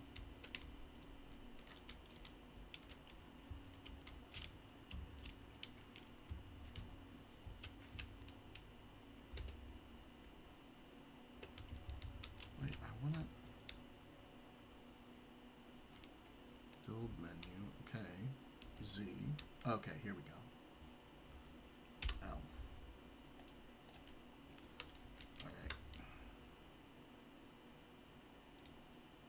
Alright. Wait, so why are we spending like a year trying to get onto this boat? It won't let us board it together. This is aggravating. You know my nickname for this character, No Man's Sky? What is it? Why would you not choose Semi-Charm? Kind of like... Because we're talking about the... We're talking about the songs that, you know, are about... I don't want to say it. Option. Lead singer's a huge douche, though. Leave the game, and I'll take the boat, and then you get back in the game. That can't be the way it's designed. What is the ugliest state in America? Buzz Lightyear Steen? Jesus. The ugliest state in America. Louisiana, I've never been. Buzz Steenier? Yeah, I've never been. I actually went once for Mardi Gras.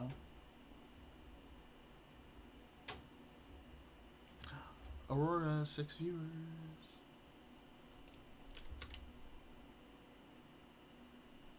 Which Yikes. chat?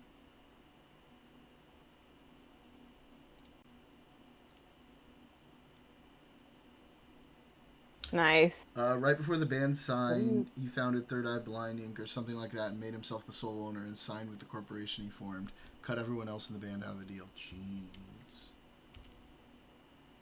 Huh? What do you want me to do? Exit the game. I'll take the boat, and then you can join the game.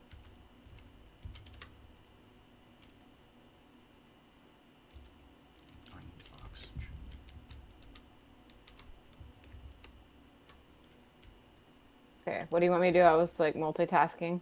Exit the game. Okay. I will take the boat, and then you can join the game.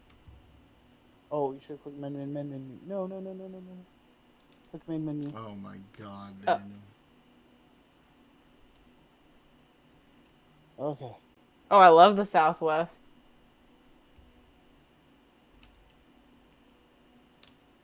Wait. Oh, I replied to the wrong thing. There's too much going on. Wait. Yeah, what's that? Who are you talking to? I don't see that. What? You deleted something? Yeah, it's okay.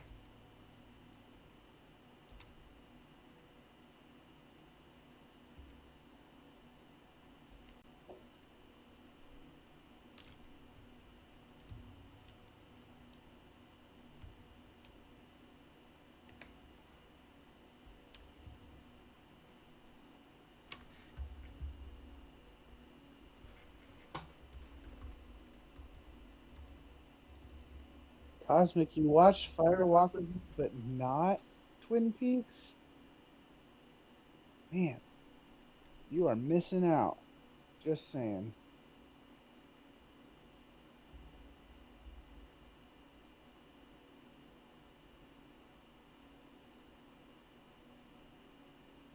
You're right. They're right. Yeah, good cities. Okay. What are good cities?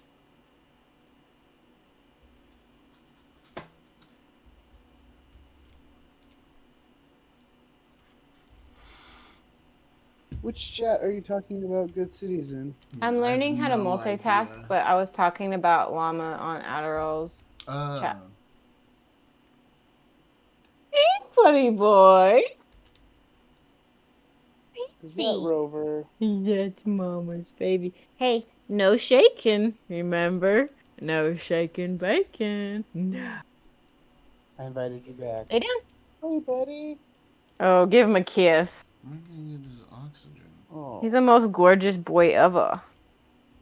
Get him in a Yes, stream. Lord. Hold him up in a stream. All right, let's put. Yeah. Oh, Blue Velvet was disturbing.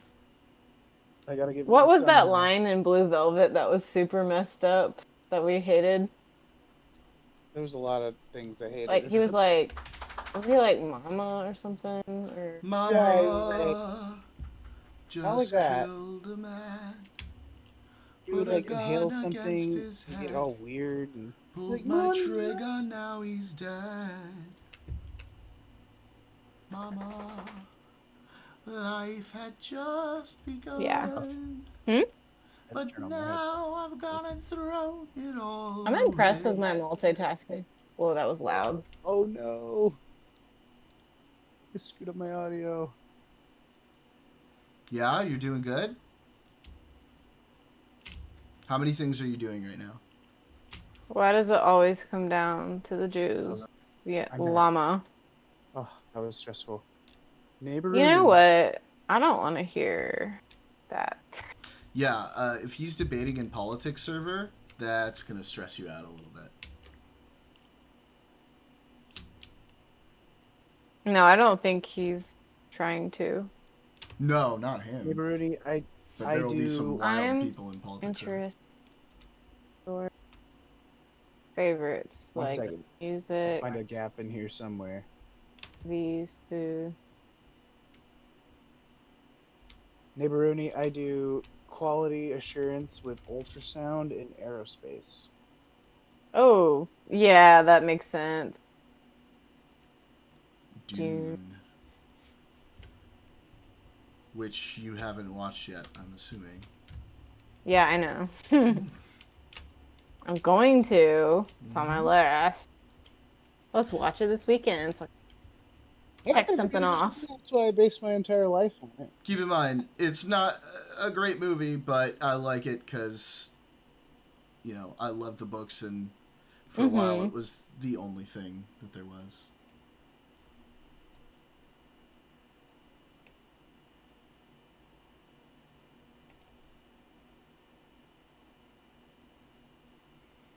What are they talking about in Llama's stream?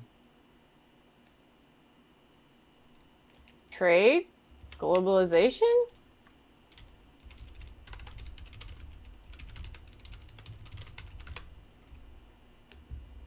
Let's see.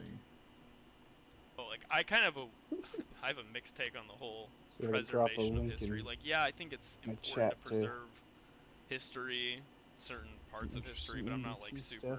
I would love to talk about Twin Peaks about, like, on my stream. Going down, I was like, and it being history, it's like, well, like, I don't know. Like, I think it's important to preserve history. Like, yeah, I think it's important to preserve history, but I'm not like super. You know, I love the statues going down. I was like, I get what you're saying. So, how's the game going? Did you? Oh, you invited me. Yeah. I'm not Steep like learning curve. I've got 4 streams up. Sentimental person on like. This is. We all have ADHD. I'm sure of it. Kinky uses for cucumbers? As long as it's. I mean, don't we are? Isn't there just like one? Islam? Oh, we should kill those people. Freeze. That makes me. That makes you think of the questions you were asking me earlier. Oh, never mind then. I'm interested.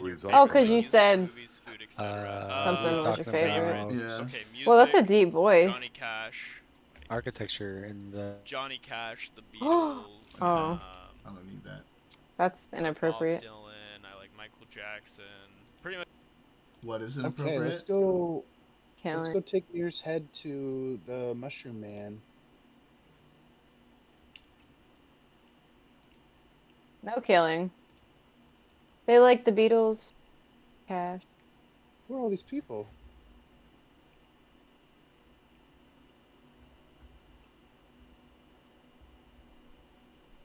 Are they respond? Wait, what?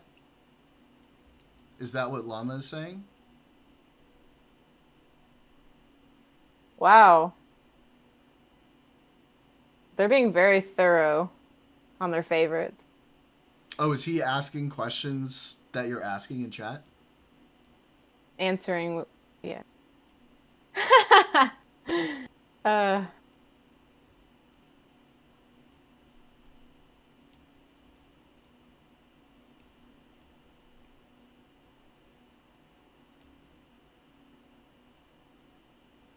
Freeze them first. Magnolia. Oh. Freeze them first. I didn't know it was you because your color that one. Changed again, and it was the same color as Daniel, and I just thought it was Daniel. Alright, I was trying to get into a spicy debate. But honestly. Oh, what's up? Trust. Welcome back. They weren't trying to get into a spicy debate, so unfortunately, here we are. Oh, too bad. Toast. And I got to a point where like they didn't seem like terrible people, so I didn't want to lampoon them. I have a lot of repressed frustration, so. Okay. Ooh. It's been a minute since you got in those cucumber debates. water. Yeah, it has been a while. I'm ready for it though. Yeah. Do you hear? Was anyone listening to me yap? Oh my god. Apparently Aurora was. Oh yeah. Do you like the questions they were asking and how drunkenly smart I was about not trying to like invoke some sort of cringe negative response from them? I was trying hard to like be delicate. Did you call yourself cringe? I am cringe. A lot. No, you're not. Gotta be proud. Gotta be loud and proud about it. I'm a manlet. Oh, wait. 5'7" If you're cringe, manlet. I'm cringe. Definitely. Okay, team cringe. Yeah. Right. You know, you can. There's different things in life. You can be a 5'6" cringe guy. You can be a bald cringe guy. It just kind of depends what flavor of cringe. Oh, you had to throw that out there, didn't you? You had to. Well, I'm like non-binary guy, so that works. I'll be cringe, non-binary, millennial-ish. There's always a flavor of cringe for everybody, and there's nothing wrong with that. Oh yes. Cringe for days. I'm in good company. You want me to? I could always shave my head and we get some solidarity going on here. Do not. I've already asked it's a good thing, though. Gringo if we could shave our heads today, didn't I? Wasn't that today, Gringo? I asked if we could shave our heads today, right? You just or was that yesterday? I can do what I want, okay? It's a free schmuntry. Yeah, I've done it twice before. It's not like it's a big deal. I can obviously grow it back. Even if I couldn't, I don't care. It's fine. It's a lot of work. There's a lot of work. It also sucks when you lay down to go to sleep and it's like the back of your head like bothers you because the hair is like itchy or not itchy, like dirty itchy. It's just like that feeling, you know? It gets flat. Jordan wouldn't be able to relate to this, but you know what I'm saying. No, because if I grow it back, I'm gonna look like a 60-year-old Oh wait, I did not man. mean to do that emoji. Ew. No, I like that emoji. If I grow back, I'm gonna look terrible. I have so much respect for guys But who there just will be shave blood. it when it's gone. I have so much respect, Yeah, by the way, like Jordan. it's time, bro. Like it does not look good. I always dunk on guys who let it look shitty and they rock the like little patchy shit in the back or very thinned on the top. I roast that. Wait, that I roast is it. okay. Okay, I see. That does Like, let make it go. you cringe. Let it go. That does like, make you cringe. Be but that's confident. okay. Be confident in You're cringe. yourself. Be confident in being bald. Wait, like, I feel confident. Wait, confident in it. how is having it patchy like being not confident in Because yourself? you're holding on to it as opposed to like moving on to the next No, chapter that's of your bald life. view. If I was that gonna is go, your if I was balding, I wouldn't have some like weird like attachment to the thinning hair that was on my head in my that is past. you. I would grow up. Thin and hair I would, is beautiful too. Like I'm mentally cutting the cord on you right I'm now. sorry. But I I still love don't. you. I'm I sorry. Still love I you. just thinning hair is just not the look, man. It's like guys who That is guys your that opinion. it's like guys That that is only both can of your grow. opinions. It's like guys that only can grow a neck beard. Just shave it. Just don't do it. No one wants that. It's not good for your mental health. Okay, It's just neck beards are personality, but like head hair, you know, like all that up there, I mean, whatever. I think continuing to keep it when it's like past the point where it's like gone and no longer like looks good is a sign of like, I don't know about a sign, but I think there has to be some correlation with insecurity there. That's all I gotta say. But if you go bald, that's supreme confidence. Is a sign of if you go bald, insecurity. I think if you okay? go bald, it's supreme confidence. I'm gonna be real with you. Thank You are like a you. confident man. I'm just saying. Okay, well, as a woman, I feel bad for both of you, and if I get thin hair, I'm gonna let it be, okay? You feel bad. I don't. Hey, I love V for Vendetta. I think women with short or bald or no hair is hot. I'm just saying. Okay, but what about a guy? Why is that a problem? Guys with bald hair, it's hot. What do you mean? Yes, thank you. Okay, but like with thin hair. It's okay. You don't like I thin know. hair for some reason. I know. Thinning hair. No, I don't. Aurora thinks that my I don't bald head is dislike gross. I'm gonna. I don't dislike Oh. thinning hair. The point I'm making is guys when it's like 5 hairs that they comb over the top and it's just gone. Choke? Bro, just shave your head. It's okay. No one cares. It's hard though. I don't know. If I was in that It sounds position, like maybe you I'd care. feel a different way. I don't know. Yeah. Cinderella, it your does. audio is fucked. Oh, I thought that was my audio. I mean, Was that if better? it's not, it kind of. Oh wait, a little. It kind of sounds like I'm getting tasered a little bit, but. Oh wait, stop. Thank you. Oh wait, you muted. Bless you. Respect. Okay, Llama on Addy. Bless your heart. Adderall. I still As love you can see, Liz, is it Liz Dex? Amphetamine. Oh, Yeah, literal okay. Adderall. Oh, I don't want to dox myself, Well, so I'll Liz- cover Oh, look that. at but- you. Liz Dex Okay, see. I've got Concerta. I like Concerta. Lisdexamphetamine Oh, wait, this is the empty one. Lisdexamphetamine is 5 ounce. Wait, have you seen? Oh shit! the- Okay, never mind. That's the empty Vyvanse. Here is the D amphetamine salt combo 10 mg. Yeah. Adderall. That's my little booster because I burned through Vyvanse, high metabolism and shit. Dude, Llama, I missed you, man. You Oh. always fucking gas me up, and I appreciate it. Heck yeah, man. Yeah, you just gassed me up too. You are like Adderall. I've never taken Adderall, but I mean, I guess I'm I have currently now. not. Thank you. Today I have not taken it, so this is just pure, like ADHD'd up llama Okay, on a roll. I feel it. The passion, you know, it's okay. I've taken my med, but it's probably worn off, and I'm adding like beer to it. So woohoo. Ah, it's part of the reason why I didn't take it today. We're drinking tonight. Is the entire Oh, show Lord of the okay. Rings. pretty That's much. smart. That's how we're able Oh, to do yeah. this. I'm able But to you guys talk are wrong. non-stop. What do you mean? What are we wrong about? About the hair thing. Well, I mean, that's kind of Wait, you're not like... For you to say. I mean, excuse me? No, my hairline is thinning in the front, thank you very much. Should I just shave it all the fuck off and give up? No, your hair looks amazing. Okay, I don't know what thank you're talking about. Okay, good. I mean, whatever. No, I think whatever, you know, you like really a little hair is good. You really What's want up, to buddy? see like a horseshoe pattern on my head? What is wrong with a horseshoe pattern? Like, The only person who can rock the horseshoe is Danny DeVito, and I stand by that. No, if you're hot, you're hot, you know. Like, Okay, Patrick be Stewart. hot. Patrick Stewart is a cheat code. Don't invoke him in this conversation. Oh, I will invoke Patrick. I would love damn it. to invoke. Come on over, fam. I'm plant powered, so I can go places. Okay. I don't know. I just don't feel that confident with the balding head.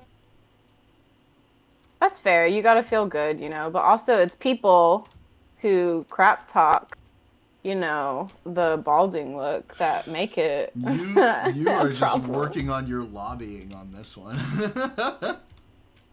Wait, my lobbying? Yeah. To get me to grow my hair out. I mean, I would like to see it. I don't know. Okay. Don't do it, Jordan. Don't succumb to peer pressure. Don't do it. Bitch, I will cut you. Have you seen that video? I don't even remember what it's called. It's on YouTube though. Nope. Is it? I'm innocent. I don't know. I'll find it. I haven't been corrupted. Oh yeah, I have been. Sorry. Ah, fuck. GG's. Yeah.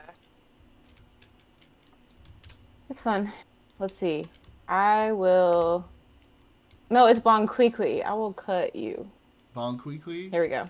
I will cut you. Bonquiqui of King Bugger. This is... No, that's not this is 7 classic, years ago. bro. This is a yes. classic. Can you bring that up? Yeah, I can bring it up. Wait, let I me will just get cut you. Ship. I used to quote this with my dad's ex-girlfriend. And let me or just, because it's probably going to be copyrighted, I'm going to go ahead and say goodnight to YouTube. Good night, YouTube, you fucking retards. We hate you and we love you. Bye. Oh.